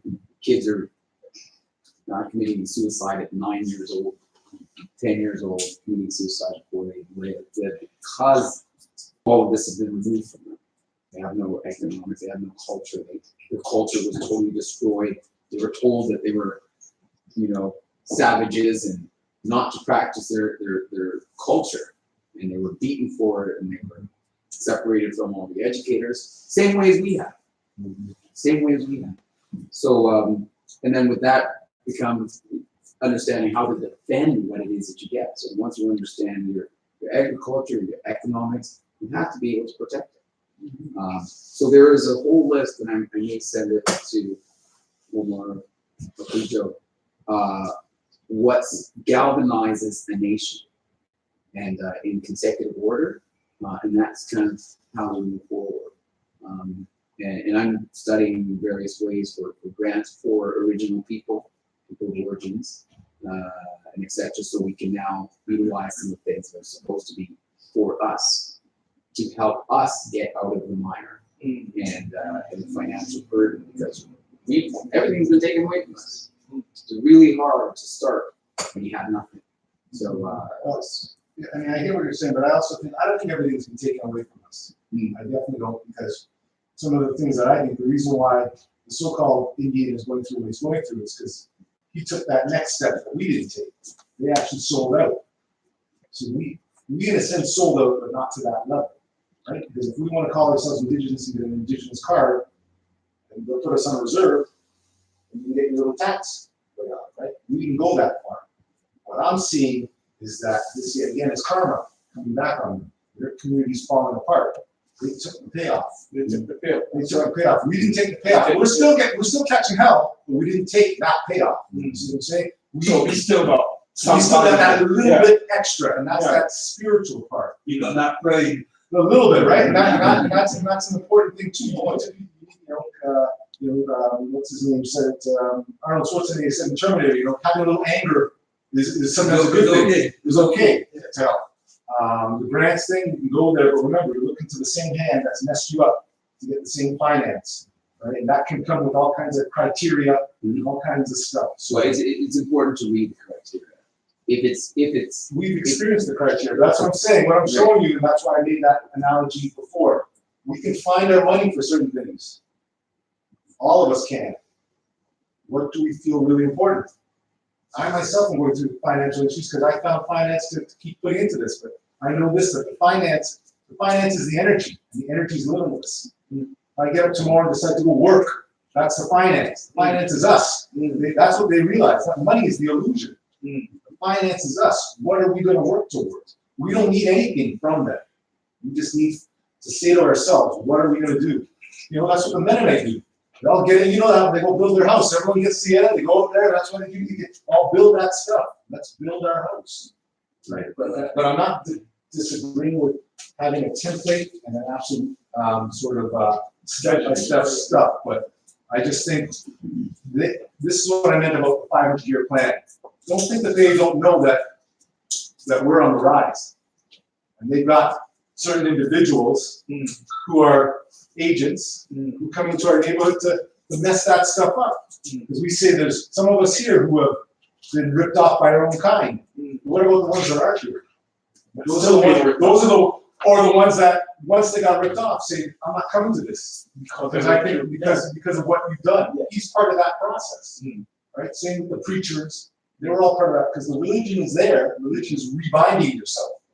So religion isn't a bad thing, and having a different angle to it, whether it's an apple or an orange, it's still a fruit. That's right. Right? The issue is the fruit had better be connected to the tree, connected to the root. Get an orange from an apple tree. Well, really what I'm I was just sort of making, because one of the things I think we've experienced is understanding that there's always double talk coming from them as well. And we should be very cautious. Yeah, because they shake your hand one way and then the next week you try to know break it. that's That's the bit That's right. That's right. Absolutely. Absolutely. They defraud you and they kick you in the ass. Go on. Sorry. and the main point is that establishing a foundation and understanding that these are primary elements to nation, and from there we can sort of consolidate the efforts moving forward into the next 1,000 years. I think this is just clash two of them together with one thing. You understand? Where Omar is going, he wants to know collectively as a group what us can do. What do we want to do? Well, yes, what we want to do, but first we got to do what everyone can do. You got to know what you're dealing with. Put that in a basket and then look at. So what is the first most progressive thing we need to do? What do we need to handle? What do we need to bring to business? What do we need to keep to update? Although what he's saying, yes, that's what where we need to be going. That's right. You understand? We need that template in the background to keep us aligned. But we still have to, on the outcast, know what we have, what we're dealing with to handle what we need to be doing and where we need to be going. Even if you have to sit down and hold an extra meeting. So what's the next best thing to be doing here? That's right. What do we need? What needs help? Who needs help? You know what I mean? That's because we're a group. That's where it's supposed to be about. So I think it's just to sit down and everybody come out, share what they have to do, find out what the temple needs, really best avenues, really what next best we should be going to help everybody. That is a smoother process coming in to get that media out, get the literature, who we have to attack to probably get a publishing something, So just to help the temple. So, for example, with regard to what you're talking about, the idea of town hall meeting, is where what you're talking about, everybody coming together, and then we have this meeting about these things where everybody has their say, everybody has their whatever they can put forth, so that we can come to some type of consensus as to what to do, right? I just want to, just so we can, because I want to get, because this is what I meant from the perspective that Nkudu was talking about us always sort of, what does they say? They say, it's one of the things in the Quran about, a fool is always beginning. A wise man, there's continuity to a wise man, right? We've had town halls, and we'll say, okay, we're going to do this, right? So we'll have town hall, and you can even see in some of our what we do Elite Day pictures, you'll see that the people are changing every year. You can't have a community if the community is continuing to change. You can't have a meeting today, for example. We have a meeting today and we say, okay, we're going to go build this house, blah, blah, blah. 8 of us are going to show up. And then next week, none of those 8 show up, right? It's a 2 new one that we do the plan. Right. And then what happens is the next week we have another town hall. So this is part of, I'm just letting you know, because I try to keep the records. I have town halls for the last 3 years, and I can read off the stuff. The last 3 years of what I had plans to do. And this is where me and Kudo battle all the time, because I want to know who did it, right? And how much of those plans evaluated? How much of those plans were put into process? Probably none of them. What I'm trying to show you was, but that wasn't for lack of us meeting and wanting to have a plan. The issue was the individual, because this is what's happened, just to show you, back in the day I used to be watching football. From American football from 1 till 8. Now this is where I am. They got work for me on Sundays. I cancel work. Last week, you remember last week? I was actually at work. I said, "You want me to work?" You remember? You saw me. That was a snowstorm. You want me to work? I need 3 hours off during the day to come to this. Okay, they wanted me. If not, I wasn't going to work, because this is the work. So, and I don't say that that's for everyone. Yeah. That's the level that every other culture is at. I told you about the Jollibee chicken. I went in there, it was a weekday. I thought, I'm Chris, there was 400 students in line waiting for chicken, bro. I'm just telling you, like, we can't even get 50 people in here. How are we going to get ahead? Sell chicken. Bobby haven't said it to you, right? Let's get some chicken out there, you know what I'm saying? But we laugh about chicken. This is what I'm trying to tell you, that this is where I sat in line, and I tell you this, as I said, it was 7 in the morning. I said, don't worry, because I'm a little older. I said, don't worry, I'm going to sit these people out, right? Because they were young little youth. I didn't realize the youth had the energy. I didn't get my chicken till 12. No, you laugh, but I sat in line for 5 hours while these guys supported their version of KFC from the Philippines that opened up a little shop here. What I'm trying to show you is that's the picture. That's the bigger picture. That's the Right, energy they have the for energy. chicken. Right. What do you think they have for their culture? Because cultural ways get prefer to stick together. Look, bro, but then we look at ourselves and wonder why we can't love ourselves. You see what I'm saying? It's crazy. And that we don't love ourselves, we just try to love everybody else. Right, that too. And that's the main part. No, but that's the part. But that's the part that has made this world what it is. Our love for everyone else. Let's be honest, right? Because we love like God, right? Where other people, we try to embrace everybody else, and everybody's like. This is why the European is doing so well, because we actually love the European. We don't see that we've given him that energy. We don't know how to turn that energy back to ourselves and love ourselves. That just came to me right now. The reason why things are the way they are for them right now is because of our love for them. Really, it is.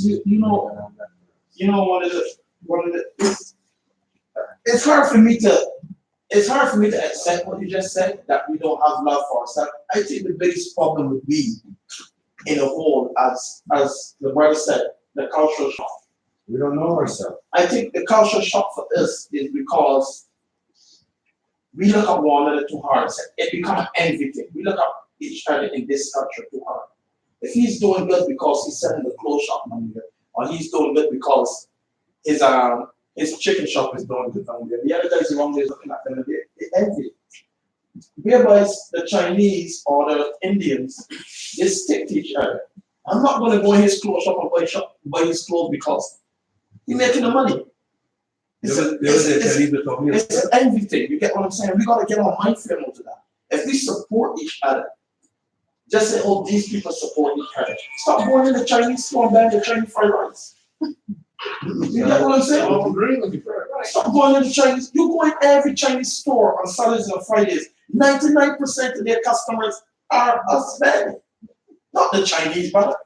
Yeah, they don't want that fake rice. Then you go into the Jamaican store. You go into the Jamaican store and see how much people are buying the Jamaican food.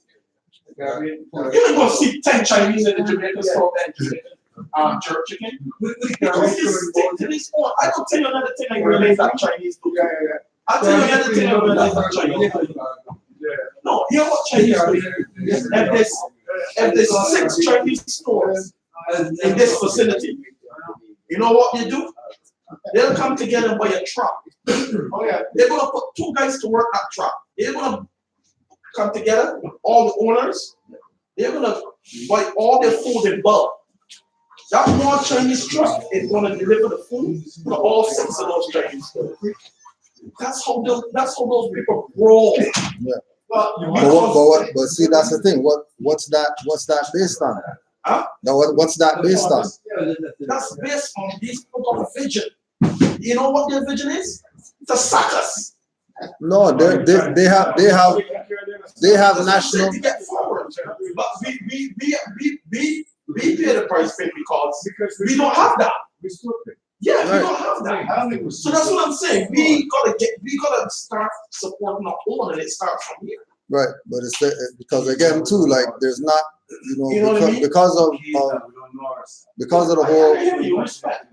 So the thing about it now is like every gay couple going forward, you gotta not only go forward by words, but you gotta let them go forward financially. So there have to be a way that we could come up together and form a lucrative business with a low income rate to start, but great money sneak alive. When it comes to money, my brain don't stop flickering. We got to find a way to generate some kind of business and start supporting each other. Absolutely. That's the only way we could grow. That's what I was trying to get at on a certain level from where it is. So you got to speak your English. You got to come up with some sort of business where we all, don't think it's just you take your money, toss it up, and drop it in the box. They do this. They have to be business oriented from the beginning, right? Or like maybe just cut you, just like the Kudu says, each one of us is a god in our own realm. Go out and they say, what I do, I work in film. I go take that finance, I come and bring it here. I look at open a restaurant next year. Right? I'm in a restaurant. And you're working for me. You understand what I'm saying? You understand what I'm saying? That's right. Yeah. And if we're going to start a lucrative business, are we going? Because I get what you're saying, and I understand what you're doing, and I understand everybody's point of view. For us to go forward from here, because I only come through the door today, but as I said, I wanted to be here a long time.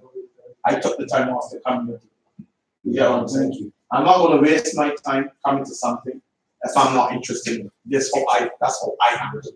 You get what I'm saying? I come here because I was interested from the beginning, but I couldn't get it. But I made an effort to get it. You get what I'm saying? But at the end of the day, I'm willing to put my 100% in. If you guys are willing and you guys are showing me that this is where you want to go to the next step. I'm not one of those guys who sit on top, I'll be honest with you. If I see a movement and I see something happening, I'm going to put my 100%. You get what I'm saying?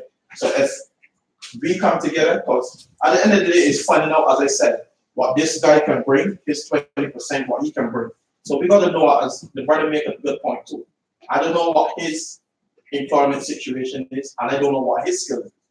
So if we're going to open up some kind of business, we got to know what each other's background is, so that we can decide, well, look, we got 10 chefs in here, and we got 3 carpenters, and we got 5 plumbers.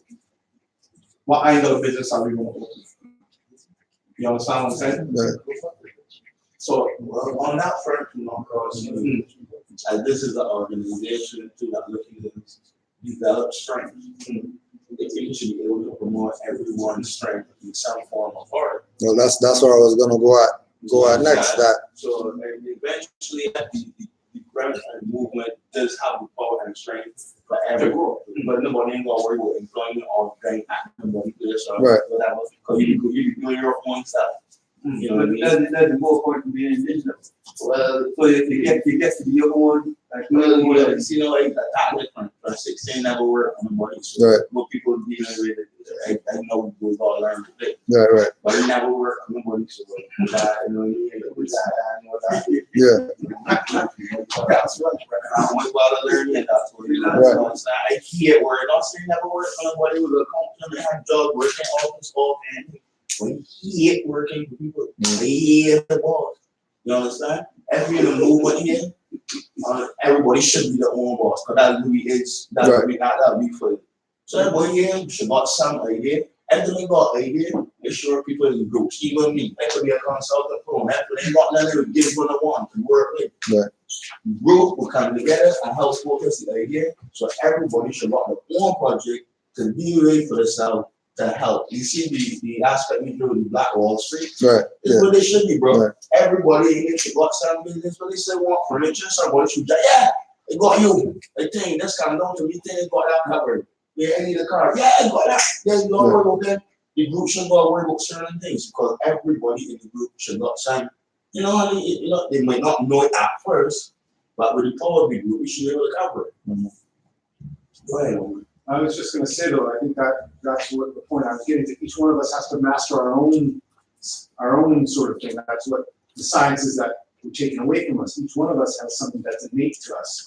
Everybody has something. I know, but some of us within the confines of how things. I was talking with my Moorish brother here about stuff where he had a restaurant too. Restaurants are tough business. I understand, right? Because people are in your pockets. You can't be watching everyone. The food business is a crazy game, right? We know that on a certain level. But not everyone has been able to, because some of us in here should be leaders, but because they make sure that you're never going to be a leader, because they're the ones sort of leading, then you don't ever see your full potential. Therefore, you're not working in harmony with who you should be. So this is where some of us maybe are doing things that are beneath us, say, on a certain level, right? So I don't know how we develop that, but that's where I say what I think this movement is going to take is people being able to have mastered their own environment and then bring that to here.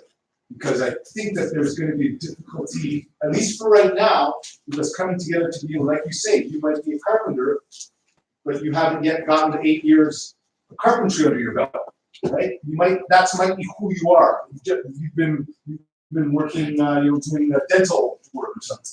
But so that was saying that we're calling the group now, even if it is that, you understand, the rest of the people should back that.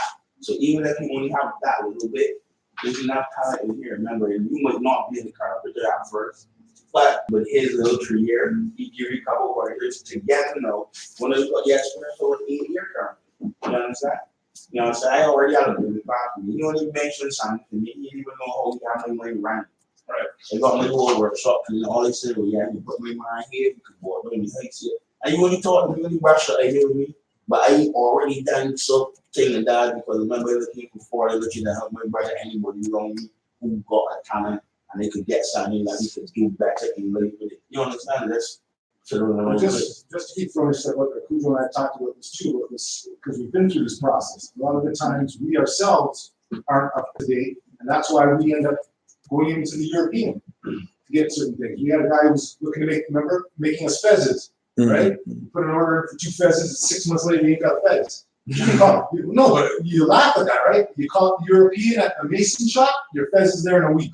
You know what I'm saying? So that's part of the stuff for us too, that we have grand ideas, and I'm not saying they're not there, but like my brother says, until we have our stuff developed at certain levels, because we wanted to sort of keep it within the family, so we needed some stuff fixed around here. I had a brother I was working with in the film business. He couldn't do it. He put me onto one of his guys. We dropped $3 grand with him. Next thing you know, the work's half done. He's avoiding us for 5 days, talking about how his phone dropped in the toilet. You know what I mean? Kind of nonsense at the end of the day. Big fight in here. He's mad at me because, we're supposed to be brothers working together, but I'm saying the man ripped us off. You know what I mean? So it's some of that stuff that is still entrenched in us. That's the stuff I'm talking about. We can't we can't bite our left hand to try and help our right hand out. You know what I mean? I sort of use that. Yeah, that's what I understand. We can all sit down here and talk, right? Until we do get the movement and moving. There's a difference. But that's what I mean about each one of us has to be the master within our own environment. So I come in and I say this. That's what I do pretty much. I move. Hey, you want a 10-hour day from me? Bring me to your house and I'll move shit for 10 hours. I mean, I'm just using a simple right? So whatever it is, but if I come to your house and then I'm like sitting around for 2 hours, I show up an hour late, I can't lift that, my back hurts, and you've given me finance, then really I haven't helped us. And in fact, I've even brought us back because the finance that should have gone to someone, and Cujo speaks to this too.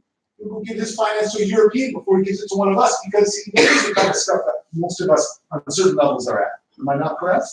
It goes right back to not knowing who we are.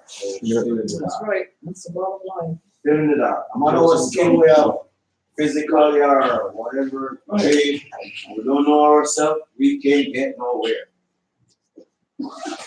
Can't get nowhere. We have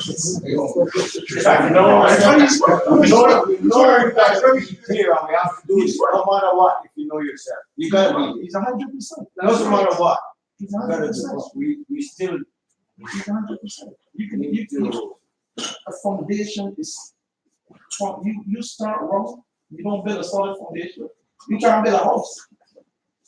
If your foundation is crippled, that house ain't lasting 3 days. It's gonna fall. But it should use 10 cement, you use 2. That's right. That's right. Can't work. So we gotta create a solid foundation before we move forward. I think it's a great point to bring up.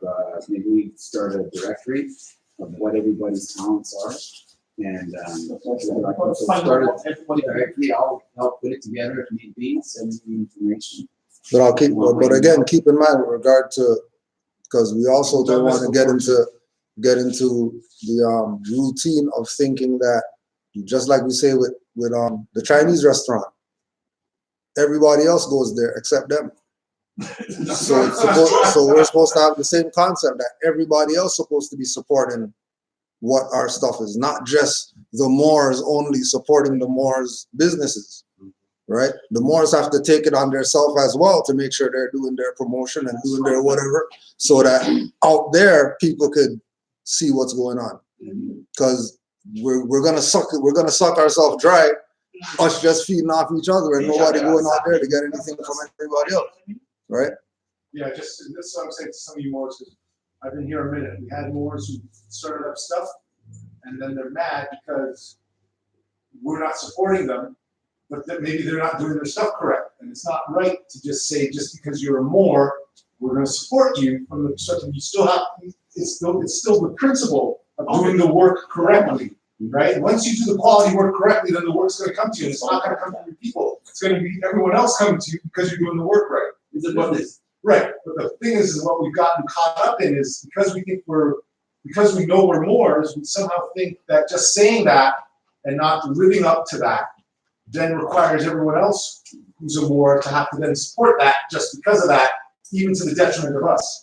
And we know this as people too. We sort of know what quality is too, most of us, right? We very quickly know what quality is, and that's why we go to those other places.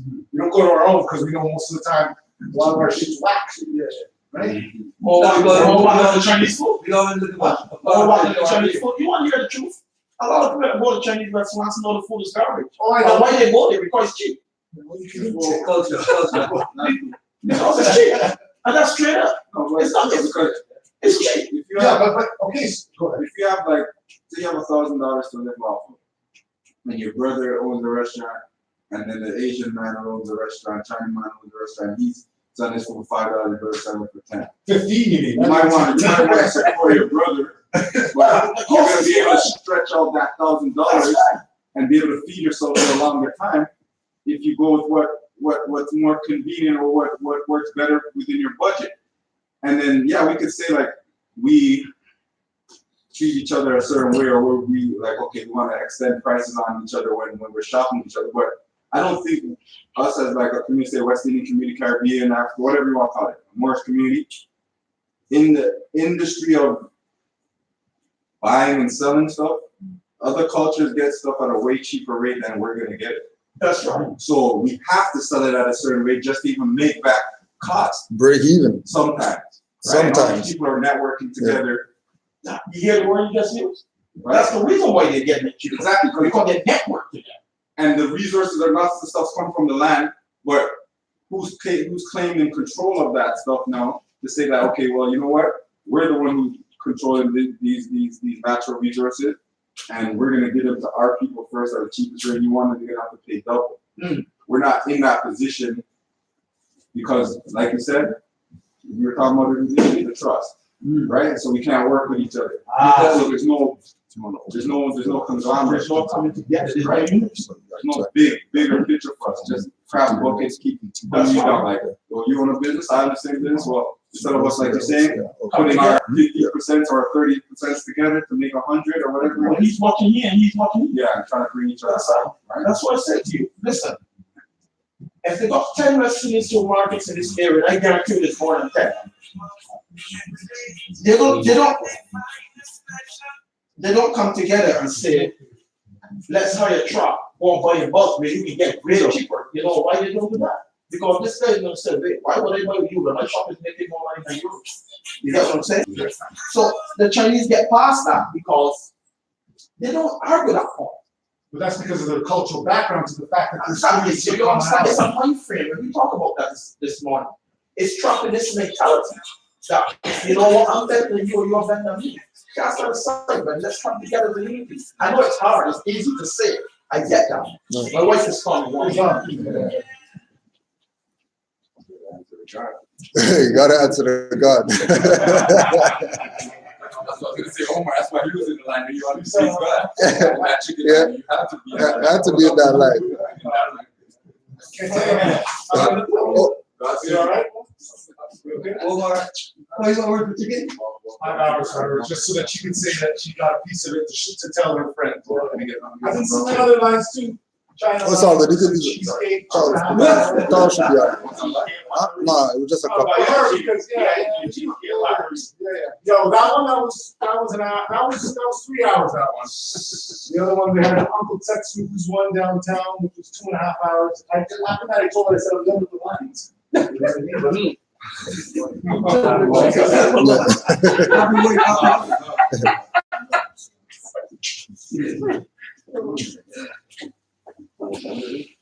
So as I said, today's been a great meeting. We're looking to probably wrap up for 3:30 because we have and I'm hosting everyone for what Global Joy Day, January 4th.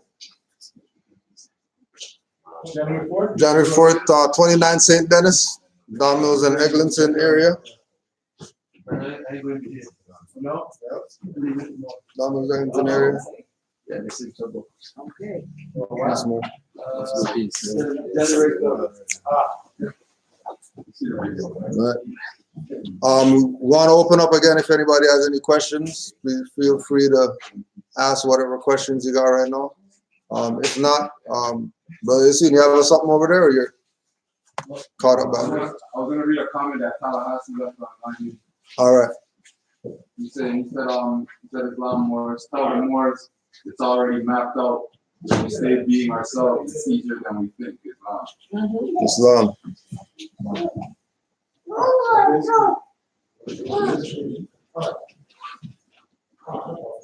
Anyone have any questions? Even if it's not relevant, to whatever we talked about today. Stop overthinking and just do what the prophet laid out for the Moors. That's right.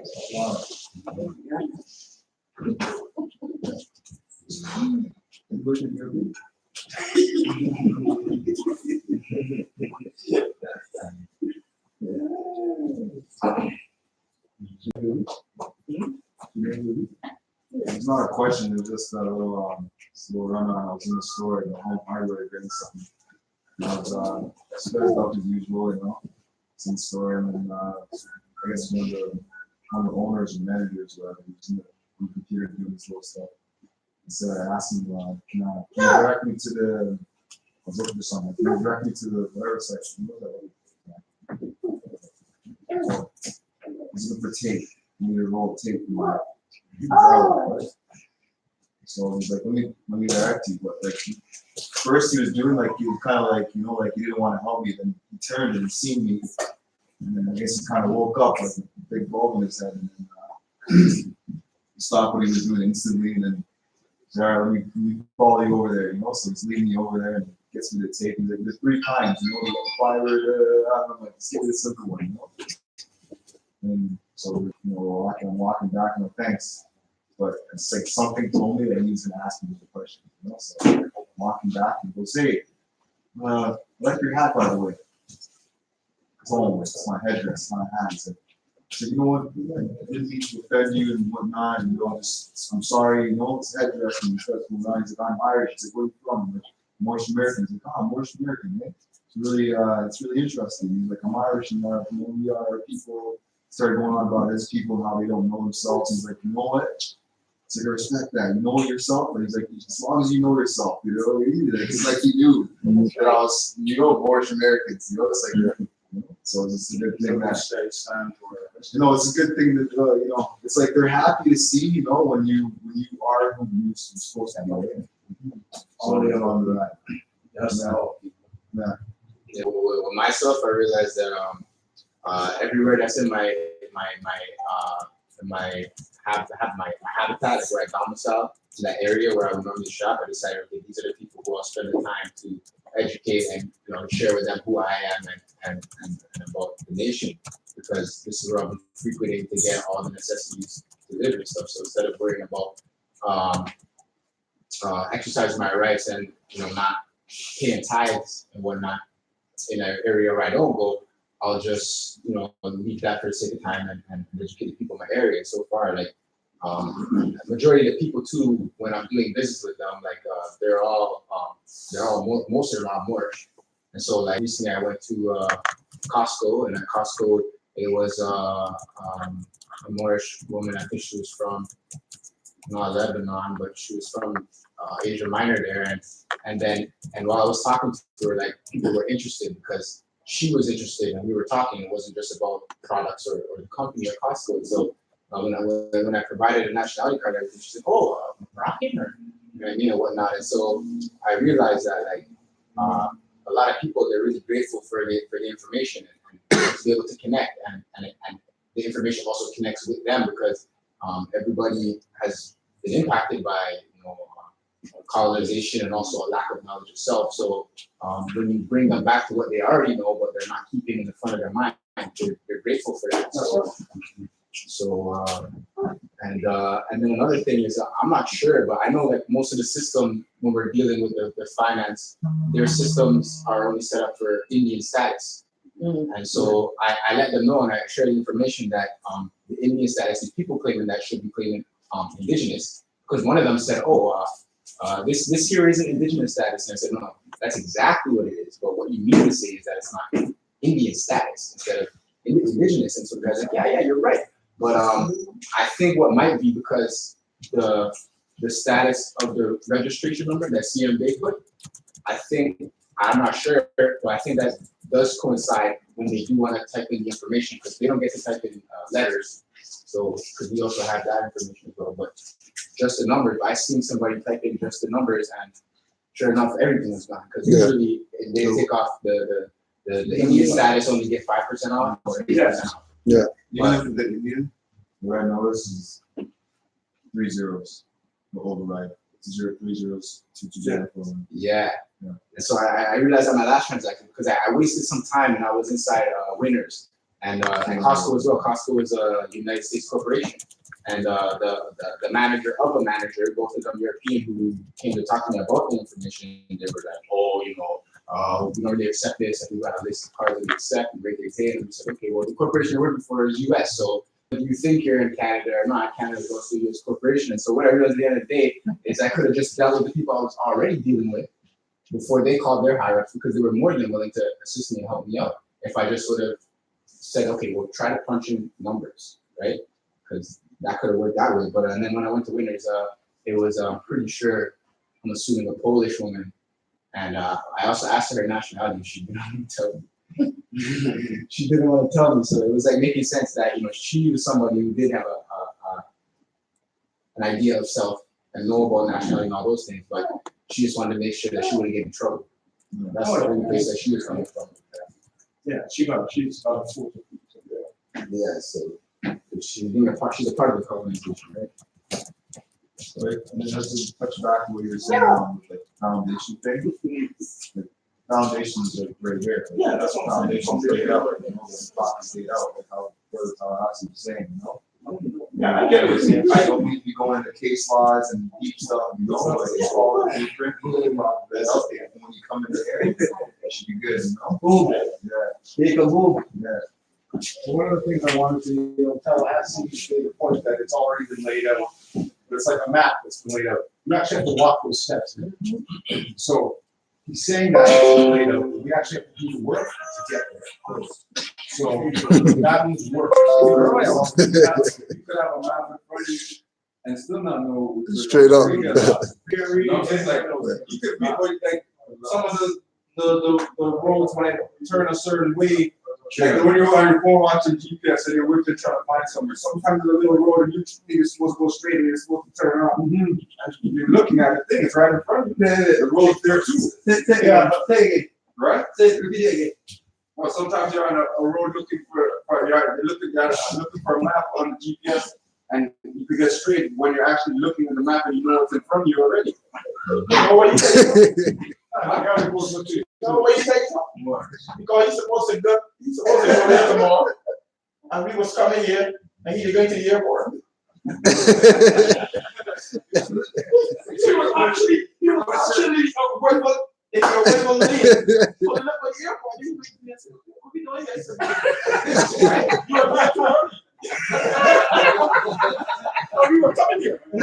Buddy, it all should have took us 20 minutes. Today, it took us nearly 40 minutes to get here. And he didn't go at once. He did it twice. He literally left the yard. Yeah, but I got your voice. One day we left food. Yeah, of course. We left decorated. This one is for me. We left food. Yeah, one day when we were right down, you kept that. Yeah, right. There's a rush. There's a rush. Yeah, but that's what I'm trying to get at. That even though it's ordained that we're Aboriginal indigenous, we have to reclaim that stuff, and that's the work. It's the work that's going to create the vibration that's going to open everything up. It's not just saying it that's going to do that.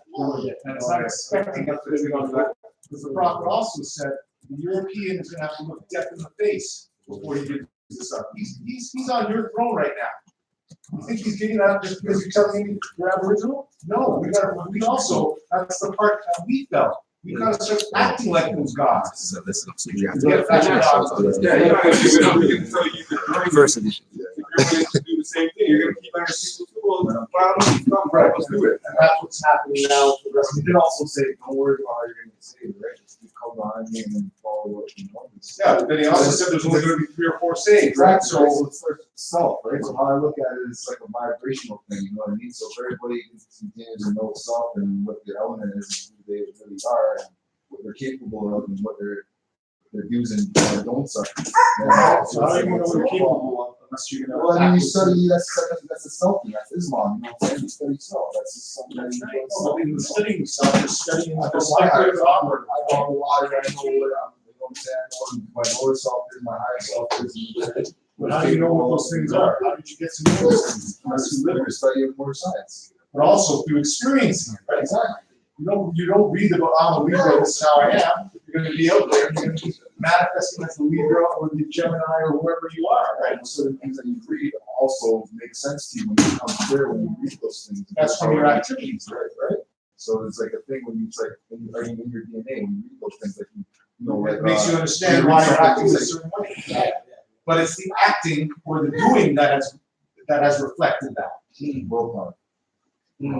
And yeah, one thing I noticed that's really important though is to maintain the right energy when you're giving out the information, right? Because I noticed with myself, the way I deliver information, sometimes I really got to pay attention to that because otherwise, of course, it's not going to be effective. It's correct. And so there should never be any sort of like belligerence or even anger. Of course, it's going to be frustration, but like we're used to everybody not knowing. We're used to saying, "Oh, I've never seen this before." Like, I know you haven't.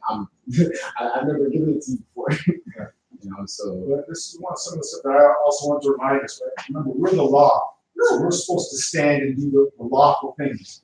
one of the things that we shouldn't be looking at this movement from is from doing things that are outside the law, and then wanting our Aboriginal Indigenous status to back that, to sort of negate that. That we have to be very careful of.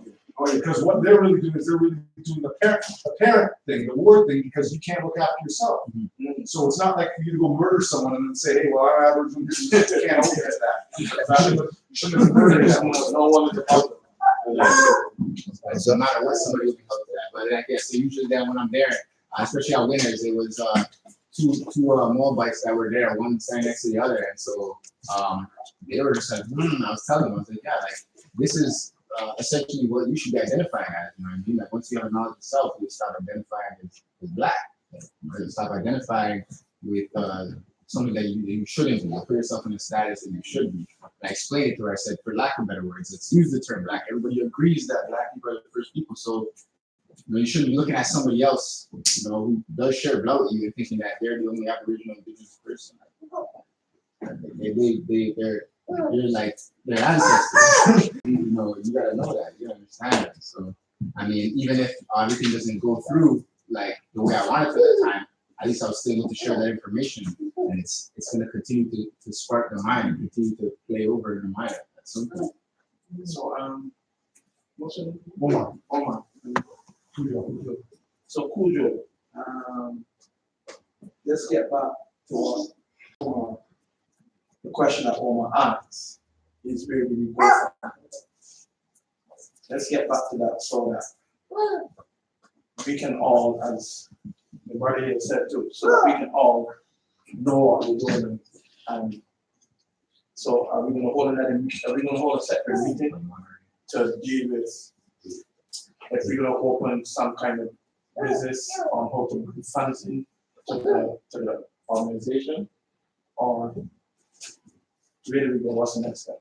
Well, one of the things is having a meeting that we can do that. Yeah, that's what I'm saying. That's what I'm getting. As far as the businesses part of it, the temple part of it could run just by people paying their dues. Yeah, that's 25 notes a month. That's it. Temple part could that's because like gonna pay. Right. That stuff could take care of itself. But if the brothers are thinking, they know that. Right. Let's be clear, we have problems doing that. Alone. So that's why I'm saying, just so, and we'll talk about this later because we're going to wrap up and we can talk for half an hour, but that's part of our issue. We're not even looking after, let's say, how we look after business. We're not even looking at just getting the snow off the walkway. We can't be looking at sort of how we're going to fix up the inside. So what I'd like to say to you, brother, you just sort of attended and welcome. But one of the things I would say, this is where we go from. That's what you asked the question. Yes, there is that. But obviously, I see your energy. But one of these things that I want to make clear to everyone is that this isn't. This is not an overnight thing. Yeah, this is a transformation and a realization of where you're at, and so that's why we sort of have, if you're to become a Canadian citizen, you need to go through that course, let's say. Right? We have it where we're saying you need to become at least a half a years of classes, and sort of, right? So we're not against the business part of it, but where our issue is that some of it is, it's about sort of seeing a continuity. Yeah, you gotta commit. Like anything. Yeah, anything. But that's where the trust thing comes into, exactly what your brother said. You can say, okay, I'm coming to work tomorrow. Now, are you going to come to work 3 months from now? Right? Now, we won't be able to tell that until 3 months from now. So that's why we have had many problems. And as you know, right, my brother over here, that we had a brother in here who we brought in, and then he went off and did some crazy shit, and we're still sort of good. So we've become very we've become very cautious. Very, very, very cautious about stepping into anything with anyone that we don't see has a continuity here, because we were constantly still feeling the backlash. So what was one of the main things you were talking about? That the Morris thing, the 5, what's the 5 you said? Oh, love, truth, peace, freedom, justice. Yeah, love, truth, peace, freedom, justice. What you just said with the person. What he did, he ran off and did his own thing. Right. But I like, who feels like this? Google's position is everyone is their own master. So then they gotta take their own sort of lumps. My feeling, from my perspective, is as an organization, if someone was in the organization and then they did some stuff, I sort of feel like somehow I feel a little bit responsible on certain levels. Like someone should go take care of that shit because somehow that was part of us. I can't do that, but I still feel that there's something really wrong with that and feel a connection. Because he disrespected your tribe. Not mine, the prophets, but he's also disrespecting everyone's real time point. And I wish there would be some way to sort of reverse time, chop his head off, and then move on. Right? That's really how, because, but then on another level, I said, we laughed about this year in our little Julie. I said that he should get like a half an award or an upside down award because he's not no. No, what I'm saying, but we feel like on a certain point, remember, even out of the shit comes, right? It's the manure that you plant the seeds in, right? So really, people are home on a certain level because this is that don't stop me hurt though. and shouldn't stop the justice, maybe, right? Like we're saying on certain levels, but sometimes justice, sometimes it's got a name break up a little bit. yeah. Dish. What goes around comes around. Yeah. Sometimes it's not push the road. The energy you can have it. Because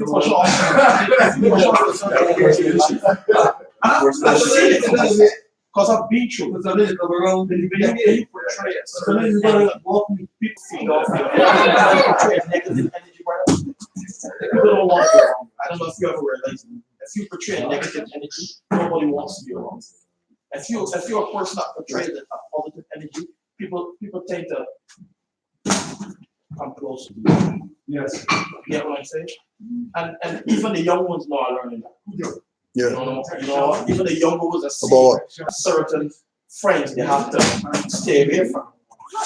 It's starting to impact in the younger ones slowly. Not all of the kids are saying it's taking place, but some of them are saying it.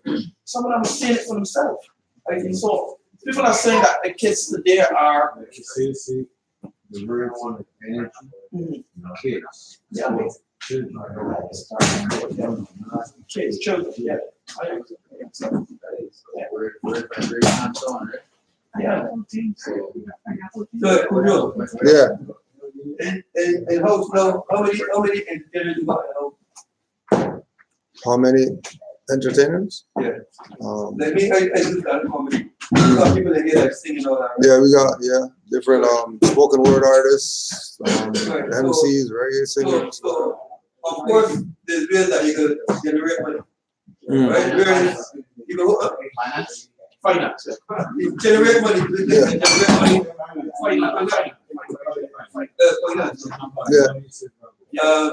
Also the shows, advertising. Right. You know, there's other shows and whatever. So again, like for example, Brother Yasoon was involved with a show a few months back with one of the brothers that is in that arena.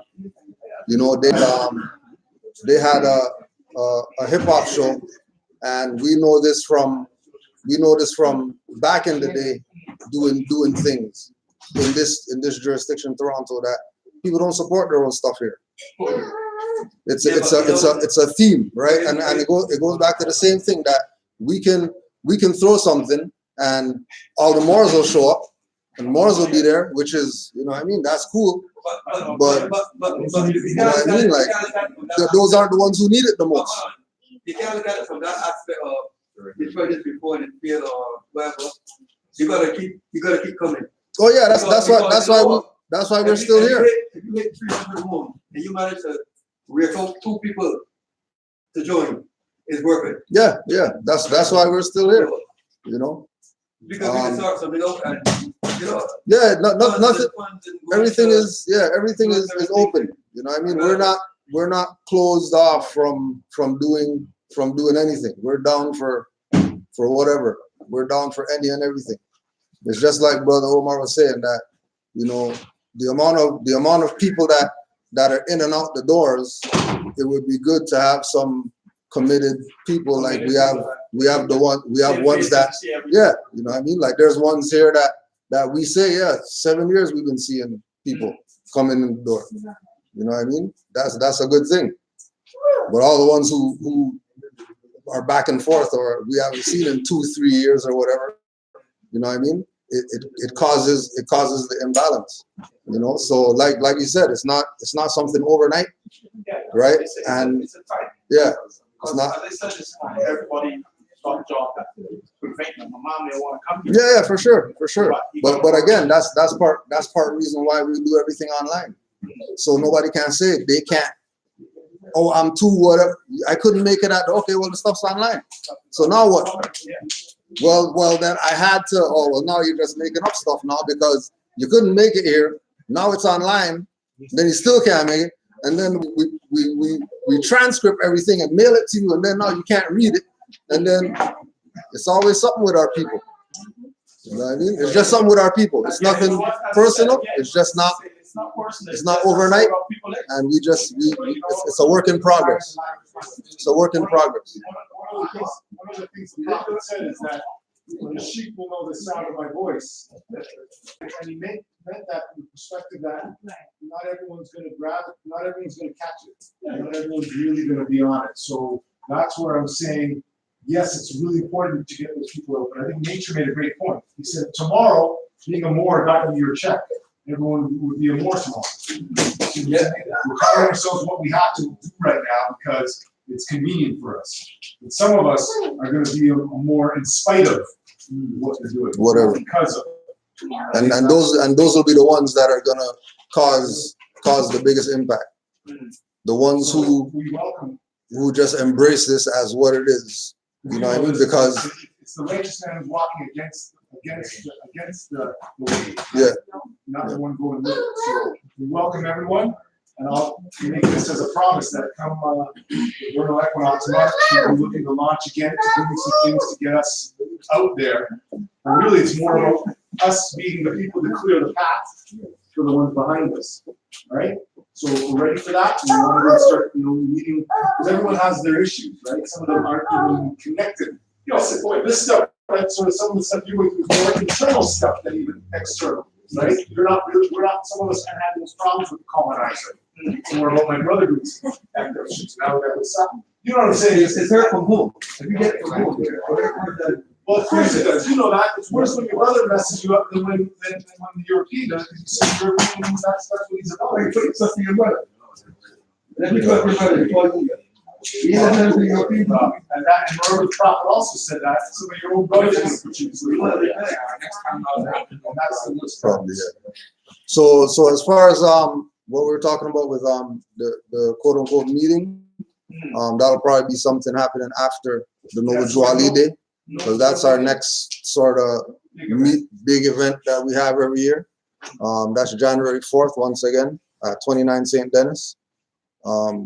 Next week, we'll be here. We'll have some flyers and stuff like that so people could do some promo, send it out in the email so people can, send it out, put it online or whatever like that. We usually have 60 to 80 people at that every year, just showing support for what it is that we do. And after that, then we'll get to the whole town hall meeting and do the other things that we're talking about as far as, brother said about the directory. Having a directory. In the back, you see the back table there, we have a table with cards and stuff on it, different people's businesses. Feel free to bring a stack of your cards, put it on there, so at least it's there so people know about it. All right. Before we close out, if anybody else has any other questions or comments, speak now or forever hold your peace. Just want to say thanks for having me. That's all. Islam. I feel like you're that into like you are correct. And I respect that. You know what I mean? So right now we're going on 311. We have this meeting at 3:30. So we're trying to wrap up right now, and we got about 15 minutes that we could congregate a little bit with each other, and then closing up. And then next week, don't forget class starting up at 12 next week. So our time's pushed back a little half hour more, but next week we're going again. So let's just close out and get our chill session. We're just gonna close out first. I need to talk to you. Yeah. I need to talk to you personally. Islam Wars, if we get us face the east. You can face the east. Yeah, we're just gonna close out. 5 on the left, 2 on the right. Allah, the Father of the universe. Father of love, truth, peace, freedom, and justice. Allah is our protector, our guide, and our salvation. By night, and by day, His holy prophet, Rashid. Islam Wars. Islam Wars. Peace and love to all the Moors. What's going on, bro? Everything good? How you doing?